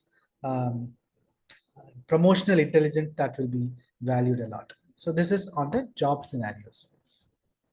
Regarding the tools, I give a little bit of a screenshot of some of these tools. Most of these tools were used by our Harvard Hack 2024 winning team. So they actually had the first grant. They were the grant winners. Excuse me. And MIT, Princeton and MIT were the first and second runner-ups. So these were some of the tools that was used by the team. These tools come under several different categories: the development and deployment of computer science. And even I would say by the time this slide was made a few months back, right now there are a lot of different tools. I would suggest you to go to futuretools.io and look at all the recent tools that have come. Anyway, I'll take it up if questions come around this. And there are deployment and development tools, there are data collection and synthesis tools, there are AI models, there are fine-tuning LLMs, there are databases, there are pipelines and technology combination. There are several different kinds of tools with all this. We don't have time to go through all of this, but we can take specific questions as we go along. So this is the team that won the Harvard Hack, and there are other teams which win other national level hackathons, the Web3, SpinSci, some corporate hackathons, Code for Change, ISDM. These are hackathons done by governmental and NGOs, all kinds of different hackathons. This culture of getting into a hackathon, a global level contest, and winning them, very similar to the mathematical Olympiad, that is in vogue right now, and students should be vastly encouraged to go towards this. It's a typical kind of workflow that they do in hackathon, how they organize the different toolkits and the tool sets that I showed in a couple of slides back. How do they organize their tool sets to actually formulate their problem, to develop a pipeline, how to make the data flow into the model, how to use an algorithm to drive the model, and how to actually create and organize the results that come out of the model. So this whole thing, again, there's a lot of details here, and we'll come back to this when we get into the questions. There are similar such models, and this is what the current students in grade 9 to 12 will be doing in their colleges when they go. And finally, the final 10 minutes I would like to spend on, so we spoke a little bit about the jobs, we spoke a little bit about learning pedagogy, we spoke a little bit about the tools. Now we'll also talk a little bit about the domains themselves. So every domain is going to be impacted by AI. I'm just going to give an example domain and how AI is reshaping. One example could be agriculture. Since a lot of us are familiar with agriculture, everyone needs food on the table, and this food is given by farmers. And how do we increase the productivity of agriculture? How do you fundamentally understand agriculture? So this is how AI is going to reshape agriculture. So the AI is going to drive a very holistic perspective. So it's going to integrate soil, which is very important for us to cultivate anything. It's going to reinforce water management. It's going to integrate crop, which is kind of the crop, the different kind of cash crop, or the different kinds of crops we are going to employ. And then fertilizers and machinery management. It's going to integrate all these things in a holistic way. and we are going to develop models for it. We're going to do data fusion, and we are going to design this scalably, and we are going to impact the global future, and we are going to get the food biosecurity. This is what AI is going to ensure. And what are the different ways in which AI is going to ensure? I'll go through a few slides to actually give you a small run through of that. First of all, the key thing is, if you look at the left side, we've got soil, crop, and pests, right? Pests and diseases. So you want to minimize pests and diseases. You want to maximize the yield of crops, and you want to maximize the quality of your soil. Quality of a soil. There are a lot of survey maps. There are legacy soil profiles that you can do, and this is something that we did along with Agricultural University TNAU at Coimbatore. They actually have a very good soil profiling department. They actually get also satellite derived environmental covariates along with the soil profiles. And they also have, and we can do a lot of crop management. You can, again, in terms of crop, you can actually send drones, and these drone design and drone data capture. How do you actually put your AI models into the drone? Are you going to use FPGAs? What kind of edge devices, what kind of edge compute you're going to use? In every which way, AI is going to impact. The moment you take some pictures, whether there is a disease affection in terms of pests, how do you do the pest control? How do you deliver that? Again, AI is going to do, and the crop yield is also going to increase. So you take all these digital soil maps, you take the crop related data, you take the pest disease data, pest related data, and you can integrate everything spatially, right? And also you can integrate this over time. So think about the millions of hectares of land that India has, and if you've got data of this rich potential, think about the kind of yield improvements that we can do. So this is there's no limit for getting technology and AI to intervene into that space. And finally, here are the stakeholders: the farmers, the policymakers, the officials, the scientists, and the industries. All are going to be majorly benefited by this wholly integrated stuff. So the number of farmers accessing information so that they get maximum yield for their crop, they prevent their crops from being destroyed by pests. They use their fertilizers optimally. They use their soil microbiomes. The soil has its own ecosystem. Soil has a lot of microbiomes. These microbiomes should also be studied. These microbiomes actually release certain metabolites. These metabolites increase the biosolvency of certain nutrients. Those nutrients are absorbed by the plant. The plant has its own genomics. The microbe itself has its own genomics. So the microbial genetics and the plant genetics will get together, and we'll get a lot of improvement in, along with the fertilizers and the biosolvents and the water management, along with all this genetic information that will increase our crop yield. And the income is going to increase as a return, and our GDP is going to increase. There's a lot of time saving in the decision making. So there's a whole lot of advantages that we are going to have from this kind of an AI intervened agriculture. This is a little more detail on how the digital soil mapping, crop monitoring can be done using the different AI ecosystems and the different AI based apps. Okay, so I'll skip this very quickly because we have only around 10 minutes more. And if you look at this app that is running, it's actually taking a certain fruit. It's looking at the tomato, and it's infected with a fungal disease known as late blight. Okay, so it kind of, the moment you put this photo, it understands what this photo is. It detects the object. It says what's the problem with this object, what's the kind of disease it detects, and then it also explains the farmer how to actually deal with this disease in a step-by-step manner. It kind of talks to the farmer in a very nice way.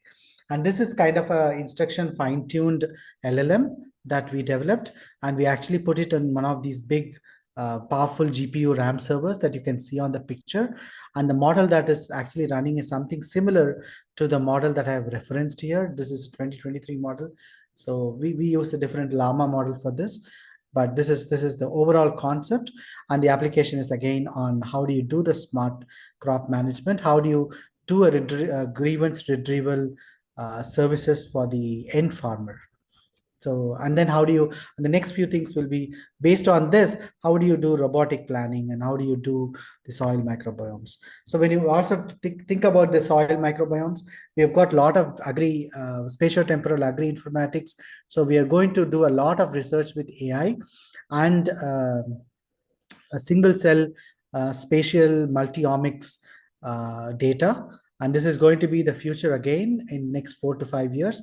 And we've got beautiful fields on medical engineering and autonomous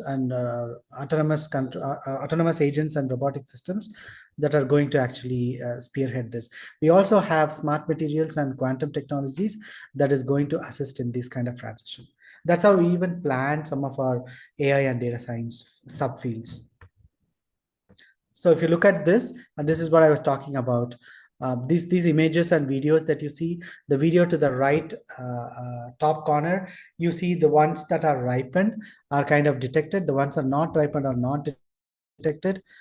Yeah, it actually puts a bounding box on the right thing. And there's an odd robotic picker that will automatically go to the indexed location. It will actually use its end effector to apply the right force to plug this. And if you look at the left-hand side bottom corner, so you got the drones, which is actually putting your biosolvents and fertilizers across the crop field. And also maybe we can also put pest control mechanisms. And there are different kinds of drones and different activities of drones, different kind of data that they can collect, different kind of mechanisms that they can apply, different kinds of models that they can internally imbibe using some of these edge integrations, and different kind of cloud streaming that they can do. And there's also irrigation automation that you see to the right end. So these are different kinds of AI-enabled, hardware integrated use case solutions that we can provide. And finally, our traditional knowledge systems. So right now there's a lot of talk on precision medicine, personalized medicine. So Indian knowledge system, Ayurveda, had some kind of a precision framework. They had 3 doshas, Vata, Pitta, and Kapha, roughly transport, inflammation, and storage. So you can equally have you categorized into some kind of a category, and based on that, there are certain things that will work for you. So that, along with the modern multi-omics data, you combine your genetics, genomic data, you combine your microRNAs, you combine your transcriptomics data, you combine your metabolites, you combine metabolomics, you combine your microbes, or the things that you find in your gut, human bacteria, in your gut cavity, in your oral cavity, in your skin, in your ocular microbiome. You combine all that. You can look at the subcellular structures and processes. And along with all your Ayurvedic category, we can come up with joint therapeutics and joint protocols. So that's going to be one big field. So you can kind of investigate, model, and experiment traditional Indian knowledge systems within a new precision medicine framework, keeping the modern theory also into light. AI will enable us to do all these things now. There's a little bit of how exactly can AI help, and with a little bit of references around that. So I think I'm almost, we have reached 1.5 hours of presentation time. I tried to address, first of all, we tried to give a little bit about the jobs, the learning, the pedagogy, the general ecosystem. We looked at some of the questions that have been pre-shared, but we'll be happy to take more questions now. And we'll also be happy to get into any kind of pedagogy help that would be needed in the short to long term. Thank you. Thank you, Professor, for sharing your valuable knowledge and perspective. Thank you so much. Now it's time for Q&A session. I welcome Dr. Sri Krishnan for handling the Q&A session. Dr. Sri Krishnan ji. Thank you, Maya. Thank you. Thank you, Dr. Soman and Professor Sai. It was really such a rich talk. You covered so much of material, so much aspects of AI. I was trying to take notes. It was so difficult to keep up with the pace with which you are going. So thank you so much for such a very rich talk on AI. I'm sure all the participants have really benefited. So before I go into the Q&A session, let me just summarize a little bit what all we talked about. Dr. Soman talked a lot about rapid changes happening in education sector. Then in the tech sector, for example, in the education sector, for example, like merging of engineering and medicine, which was really a new knowledge. And in the tech sector, like wipe coding or rise of robotic doctors and nurses. And another very important thing was collaborative working between humans and AI. And then he went on to talk about learning computational calculus and computational thinking, AI and ethics, and also stressed a lot upon learning the fundamentals very thoroughly. Then I would also like to congratulate the Amrita team, which went on to win the prize in Harvard. It is really a great achievement. Then Dr. Sai, Professor Sai was talking about the changes that is needed in education for students to keep up with the pace of progress. For example, especially in emerging skills such as cybersecurity and network specialist and UI experience. And then one thing that really struck me that he said was that every domain will be affected by AI.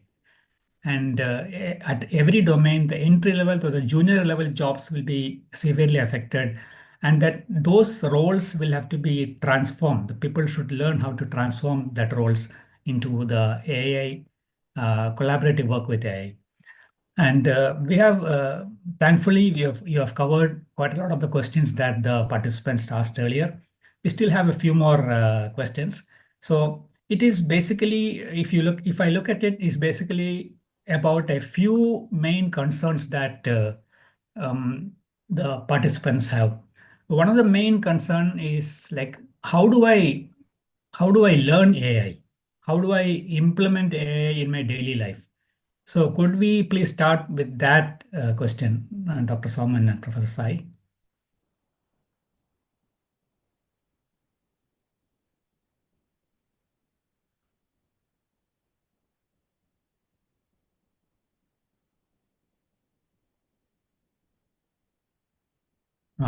Can Dr. Soman and Professor Sai hear me? We missed them. Let me see.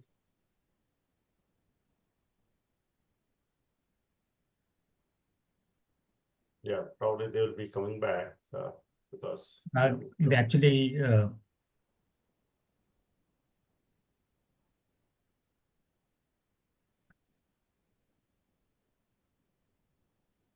we will wait for them to. Yeah, we will just contact him.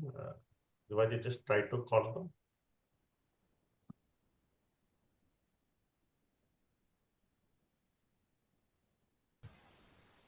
Can you hear us now? Yes, yes, doctor. Yes. Hi, Doctor. Dr. Soman and Professor Sai. I was just summarizing the key points of your talk, and then one of the if I look at the questions that came along, it broadly went into 3 or 4 categories, as you mentioned earlier. One of the key concerns of people was, how do I learn AI? Like, what kind of courses are available? How do I implement AI in daily life? And as you said, the current students who are in 10th to 12th classes, by the time they come out of the graduation, the world is going to be a totally drastically changed place. So how do they adapt? What kind of courses they should learn? Could we start with that? Okay. I think first thing is they need to learn basic math very strongly. So I would actually give 4 acronyms for AI. So the AI is kind of a vague word, right? If you really think about it, artificial intelligence, but it's actually a combination of 4 things. One is mathematics. Without mathematics, if you want to do anything deep in AI, it's not possible. Mathematics. Second is computing. Yeah, you know all the mathematics, but you need to know how to organize that mathematics into computing terms so that you can derive the output. Computing. Third, R, reasoning. MCRA. R is reasoning. So you need to understand how you can teach or model the reasoning process that either you do or how you think should be done to an AI. So that is your reasoning. And the fourth one is autonomy. In what ways you want to build autonomy to the agent that you're designing. So you'll be designing a lot of agents in the future. The agent could be an agent assistant. The agent could be someone who helps a surgeon during an operation. But what kind of agentic autonomy do you want to provide? Do you want the agent to completely do the surgery, or do you want agent to give all the best practices recommendations? So MCRA: mathematics, computation, reasoning, and autonomy. In all these four, we'll have to kind of learn. So first of all, for school students, we should focus a little bit more on mathematics and computing. These two are the things that we need to learn. And in mathematics, we need to think about linear algebra. We need to address the matrix algebra, but not in the traditional way. But we'll have to look at the fundamental subspaces concept. You go to Gilbert Strand from MIT.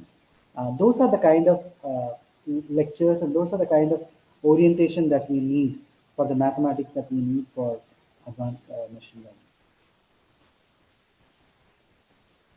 learning. Thank you, Doctor. In fact, one of the question was like, for taking engineering in CSE with AI, should the student be very good in math? You already answered that question. So math is the fundamental, especially the computing calculus and linear algebra, as you already mentioned. So the second point, which this comes from the teacher perspective. How do I use AI to teach well? How do I incorporate AI in teaching? That's one major concern by many of the teachers. Yeah. So there are two things. Teaching is surprisingly, nowadays there are so many different tools. Jenna.ai. There is for biological teachers. There's something called BioloGPT. There is something called Quillbot. Quillbot.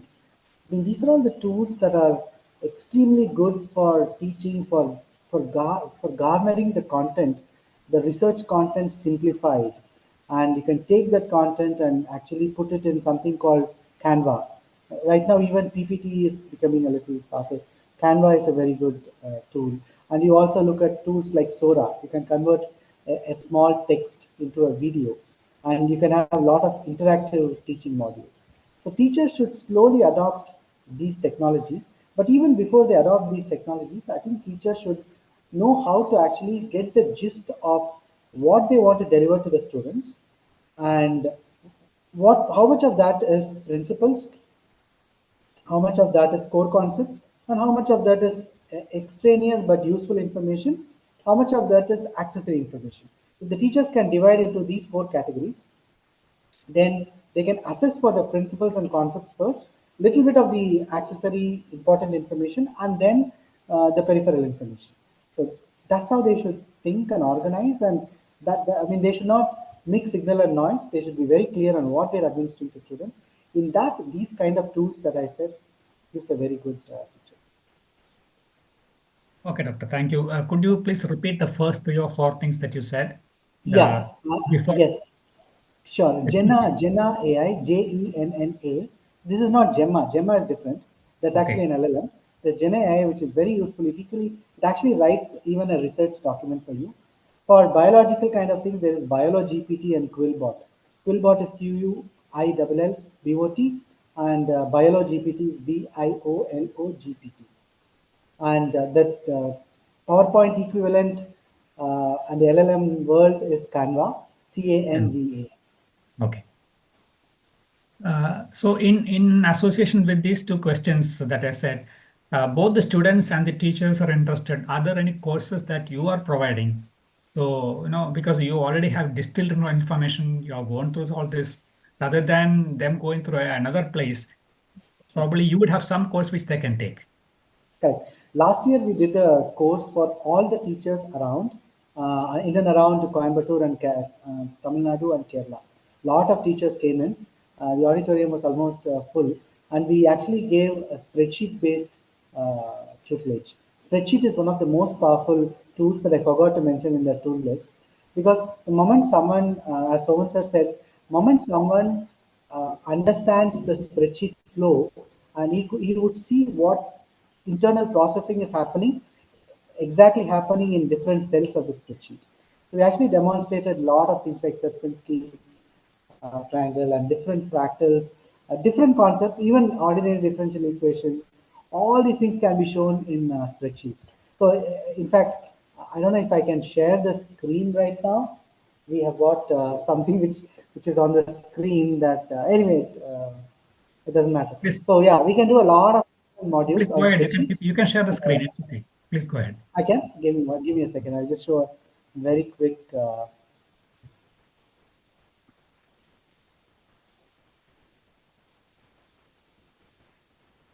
Yeah, can you see the screen? Yes, doctor. Yes. There is something called the Sierpinski triangle. Okay, and now it is drawn using your coordinate geometry only, plus random number generation. Very simple. You can teach to say 8th standard or 12th standard.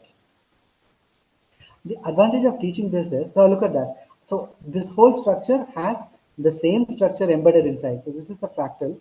So the idea is the concept of recursion, the concept of looping something in an automated way internally, the concept of branching, the concept of merging, everything can be taught to the students in a very simple, gamified manner.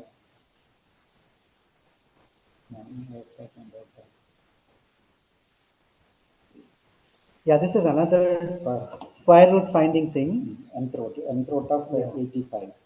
Sorry, Yeah. fourth root of 85. Yeah. Okay, it's a very simple formula written there. So basically based on first year calculus, +1 level. Of course, if you can teach utility calculus in the 9th standard and 10th standard, okay. So this iteration can be done. So if I change the number now, change to 100. Okay, so what is the, I think the fourth root? You can see it is converging at 3.16. Now I want 100 now, square root, or okay, any root. So fifth root is 2.51. Just sort of automation, only as one formula written here. Okay, it's based on very simple calculus concept. Even now can be math can be reduced to 10th standard now coordinate geometry. Okay, based on that only. The only thing is you can get only through iteration. So this type of thing now we should start from teaching in probably 7th standard onwards. Lot of automation is possible. Yeah, if you look at it, this is any nth root of any number can be calculated. Square root of something, cube root of something, fifth root of 100. It doesn't matter what the question is. If you understand this one concept, all these questions can be answered. And this concept of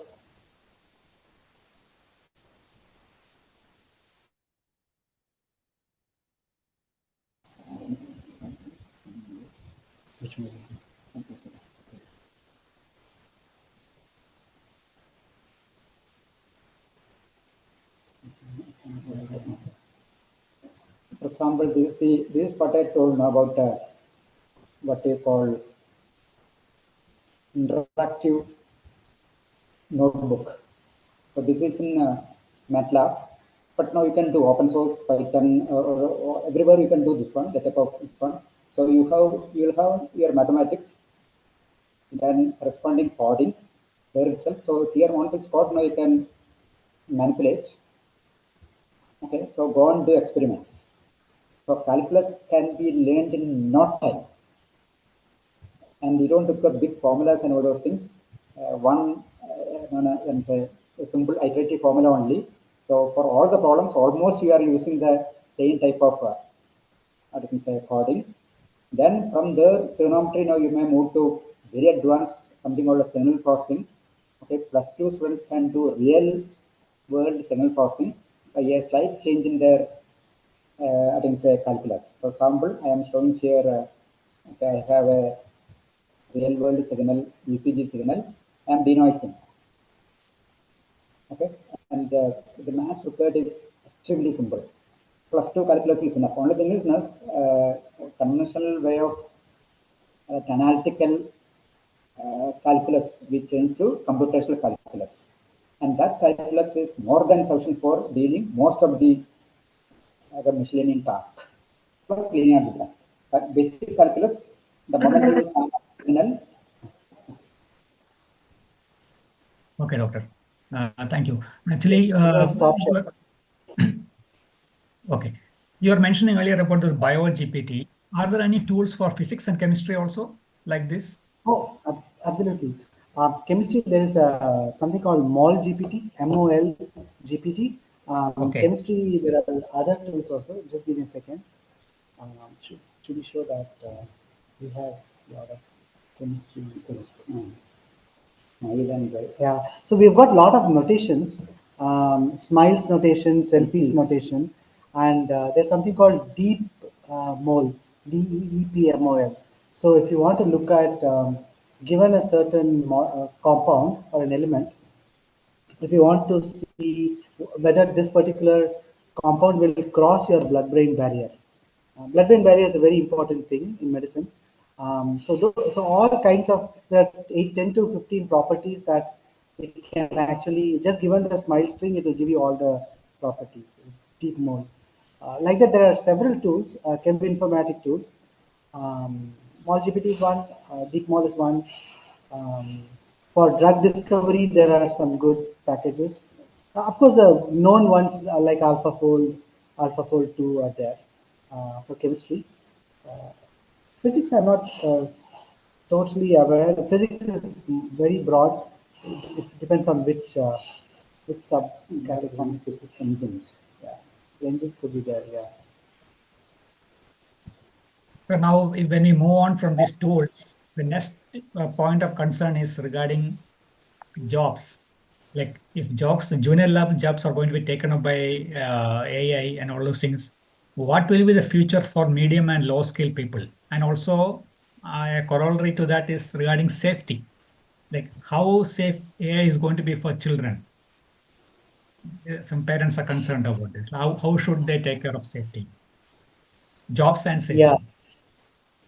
Great. So jobs, yes, the future jobs. So I mean, let's think about the life cycle of a job, right? I mean, before 2014, I would say there was no job by title data scientist. So this was created in 2014. So if someone who entered a college in 2011 or 2012, he would have thought, okay, I'll be a software developer. That's the only job probably he knew at that time in computer science or artificial intelligence. But then suddenly there's this job called data scientist, which cropped up. Similarly, someone entering in 21 into a college, he would have never heard about this job title called prompt engineer. Oh, what is a prompt engineer? At that time, they wouldn't have known. But now, after ChatGPT and all these things coming, prompting becoming a main thing, with vibe coding becoming so. This now prompt engineer is a genuine job category.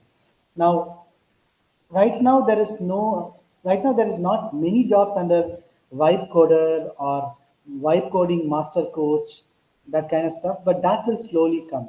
Maybe a design, UX, design experience, and immersion reality provider, those kind of jobs may be created. Definitely cybersecurity specialist jobs are going to be created. That is 100% sure. And there will be a lot of jobs in cybersecurity. There will be a lot of jobs in the networks. There are a lot of very strong networking protocols that are being developed. Google has come up with one recently. There'll be a lot of jobs which in the intersection of medicine and engineering. That's why we actually launched something called medical engineering. And there'll be a lot of jobs in multi-omics. Okay. These are different new fields. And even some old fields like robotics, that will actually create a huge number of jobs. Because at the end of the day, we want to do a lot of hardware things, physical things, for which we sometimes may not have the labor or manpower, or sometimes it's a very repetitive thing we want to do it using robots. So at large scale, robots will be deployed. So these are kind of important jobs that will be created. Okay, doctor. Thank you. Sorry, I didn't take your other question. Your other question was regarding how safe it is. Safety. Safety. Yes. Safety. Yeah. In fact, for job safety itself, AI plays a big role. Let's first see the positive aspect. If you're on a shop floor and you're doing some maneuvers which are not very good, AI can immediately direct your activity and say, no, you should not bend and move towards the tray because there is some hot object in the tray, or you're not wearing a glove. Some haptic will immediately. So that's a good thing. So the real-time signaling for safety, that kind of thing, AI can actually prevent a lot of cyber attacks. Okay, that's the positive side. The potential negative side could be the attention span of people, the attention span of children. They're all probably becoming gamers, right? Everyone is having laptop. They're having games is a big thing now. As long as they're designing a game, devising the game, understanding a game, are not passively investing their cognition, if we can build some structure where we show them the same games and incentivize to make them think differently. Every time they go back to that game, they will also think this way. So we cannot prevent this technology. It's like now we cannot prevent mobile from even being given to a 5-year-old kid. Even a 5-year-old kid knows how to use mobile, and we are Yes. sometimes proud of it, right? I mean, if we are proud of it, we should also be very careful and considerate about the consequences. We have to devise incentivation scheme with where the attention span can be favorably managed. So, Oh, okay, Professor. Then there is a concern by, like, we talked about mathematics and chemistry and biology on the high level. There are concerns with some parents that their child is not a high achiever. They are an average student. So what is the scope for average students? How do they survive in this? What should they study? So if you remember that chart that I showed, the core skills even in 2030, apart from AI, there are a lot of core skills around uh, life skills and human skills. Maybe I should go back to that slide just to show it. That will actually clear that a little bit. I'll just go back.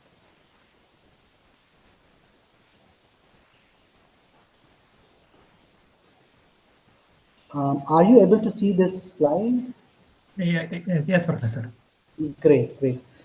So the But core skills in 2030 here, only one of that is AI and big data. This is a very good news for all the parents that think apart from this hi-fi things, what else Mhm. can be done? The whole lot that you see here, creative Yes. thinking, arts, you got curiosity and passionate learning, talent management, you got leadership skills. All these are kind of non left brain skills to say so. Yeah, non-technical. Not very high technological Okay. quotients. There are of course high technological skills also here, but there's adequate opportunity for this. And also there will be a lot of skills that will be in demand to integrate all these things cohesively. Ultimately, someone has to because there's always a human interaction in the society, and people need to put one and one together to make two. So that's going to be another big thing. There's a lot of scope for non-technologists as well, and commerce people. Commerce people are going to rule the roost because the trade will happen. The trade negotiations have to happen properly. For the trade negotiations, all the bots will create all the data and quantitative structures, but the qualitative dealing is very important. So the partner, the best alternative to the next alternative, nearest alternative, all that stuff will all those skills will come into practice. So either you have a very high EQ, emotional quotient, adaptability quotient, go down into the life skills, get a very good organizing skills, get the concepts and so move towards that. That will be very, very useful. Doctor, this one, is it possible to give us a source of that image? So it's a World Economic Forum, but Definitely. where can This we? is World Economic Forum. I can send you over WhatsApp just after the call. You Is can it share. part of the Future of Jobs report? Yes, yes, it's Future of Jobs. Yes. Okay, so if we can find, okay, Correct. You can we'll find find it somewhere. then. If possible, please send the link to us. We can share it to the Sure, participants. sure, absolutely, absolutely. And okay, Doctor, we have one more question that is regarding, you said you talked about quantum computing and related many fields. So these, if you look at the like open source courses and all, as of now, there are hardly very few courses on this. And these are definitely going to be peak technologies in a few years. So how do the children learn? What can they learn about these things? Children and adults also, people who are working currently. Correct. So I would basically say start with basic 2-3 things. Just note these two things. It's called QISKIT. It's called Qiskit. That's how they pronounce it. QISKIT. It's an IBM's package that actually uses the quantum computing technologies. Okay, and then another package called Penny Lane. PENNY, Penny LANE, Penny Lane. These two are good packages which give very introductory level hands-on to quantum. Okay, but even before you go to hands-on, just understand what is a qubit, how does it differ from a bit, and what is a block sphere, and what are quantum gates and quantum circuits. This is good enough. This is a good enough thing till grade 10. And then after that, we can have small demonstration sessions of quantum technologies to kids. They don't need to learn them thoroughly. They can learn them when they come to college. And data science, we have a quantum specialty now, quantum technology specialty. They can learn that time, but at least these are the basics that one would like to understand to learn all the hierarchy. Okay, thank you. And Professor Soman is just telling that the maths requirement is just again the linear algebra, linear vector spaces, and all the transformations and SVD kind of stuff. This is the same thing. Plus 2 level books are available now. Yeah, all plus 2 level books we can teach very strong linear algebra actually. And one of the questions was if you can suggest a few AI-based projects that students can do. If we could send it to us later, we will share it to the participants because you will Definitely, lot of motion recognition, activity recognition. For example, you look at this kind of terrorist attacks that happen, right? The terrorists typically come from inside some forest and all. What if you just put a small infrared mote into the forest? It's just 150 rupees, right? Put a bunch of motes into the forest. Whenever there is motion, you get an alert. So I mean, very simple thing, right? But then it could save a lot of lives. It could monitor at very strong frequency. And what happens when, and then you simulate conditions like simulate icy conditions, simulate very dry conditions, all that you can simulate. A lot of things can be done. Yes, I can share a bunch of things. Okay, thank you, Professor. Thank you, Dr. Soman. Thank you, Professor Sai. It is the Q&A session. Also, we could cover a lot of things. Still, I know very well that this is such a vast field. We cannot do justice to it in just 2 hours, but we just tried our best. So thanks a lot. So I'm giving it back to the MC, Maya. Thanks a lot for accommodating us, and we would love to also hear the feedback from the participants, all the categories of participants, students, teachers, principals and administrators, and other well-wishers, the organizers, everyone. The last question regarding the student projects was from one of the principal. So Oh. once we hear it from him, we will forward it to the principal. Perfect. Thank you so much. Thank you so much. Thank you, Professor. Thank you, Dr. Sri Krishnan. Now, for vote of thanks, I welcome Mr. Ramesh R. Ramesh ji. Yeah, thank you, Mayaji. What a wonderful session we had. I'm sure all the AI aspirants who are here today must have got lots to take away from this 2 hour session.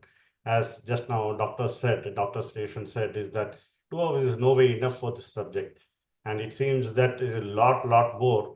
But I'm sure today's session, many people, especially the children who are going for higher education, and even the teachers, the faculty, what they should do in their schools. So many information was given by both of them. Like to brief it, I know Dr. Srishna had already briefed it.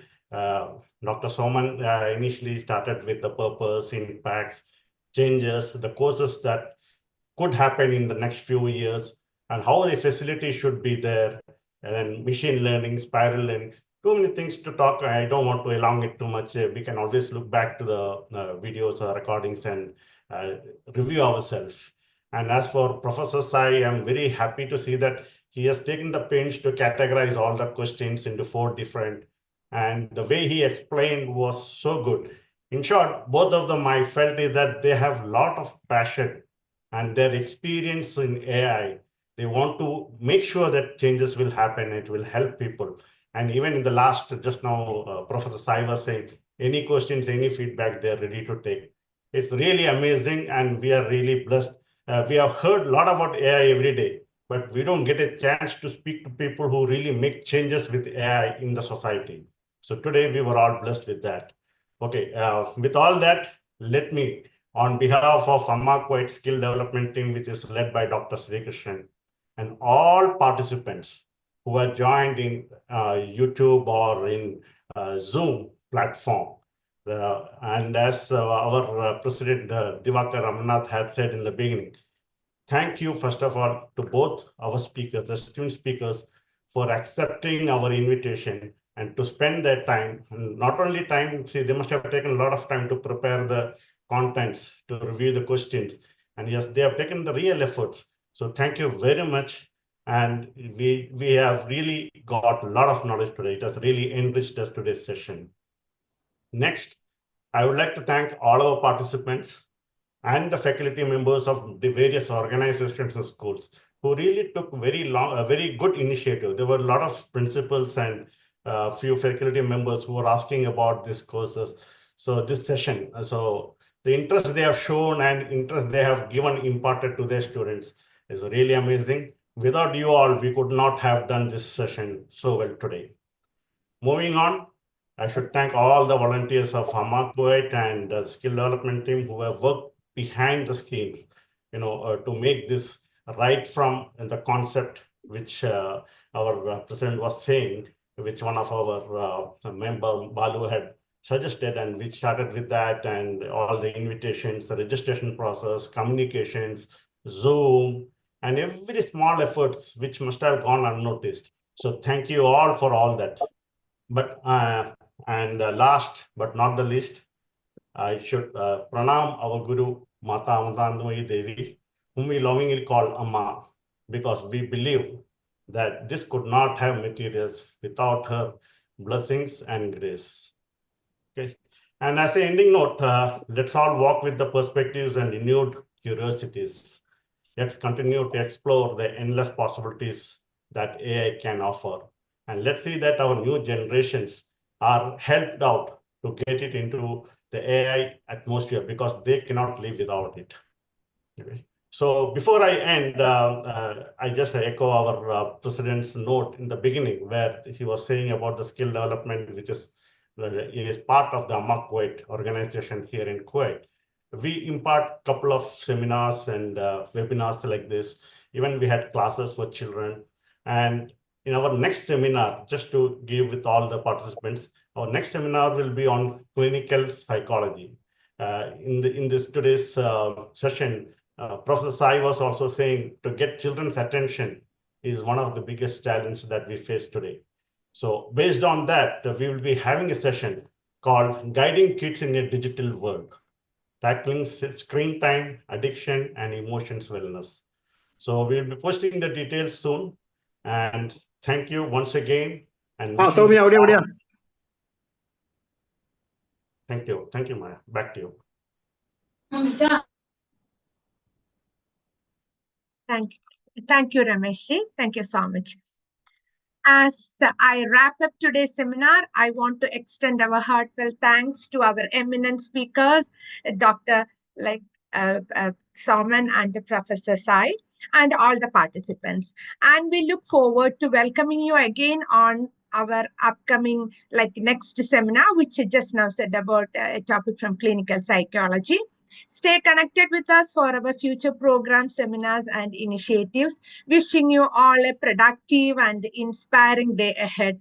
Thank you so much and take care. Thank you. Namaste.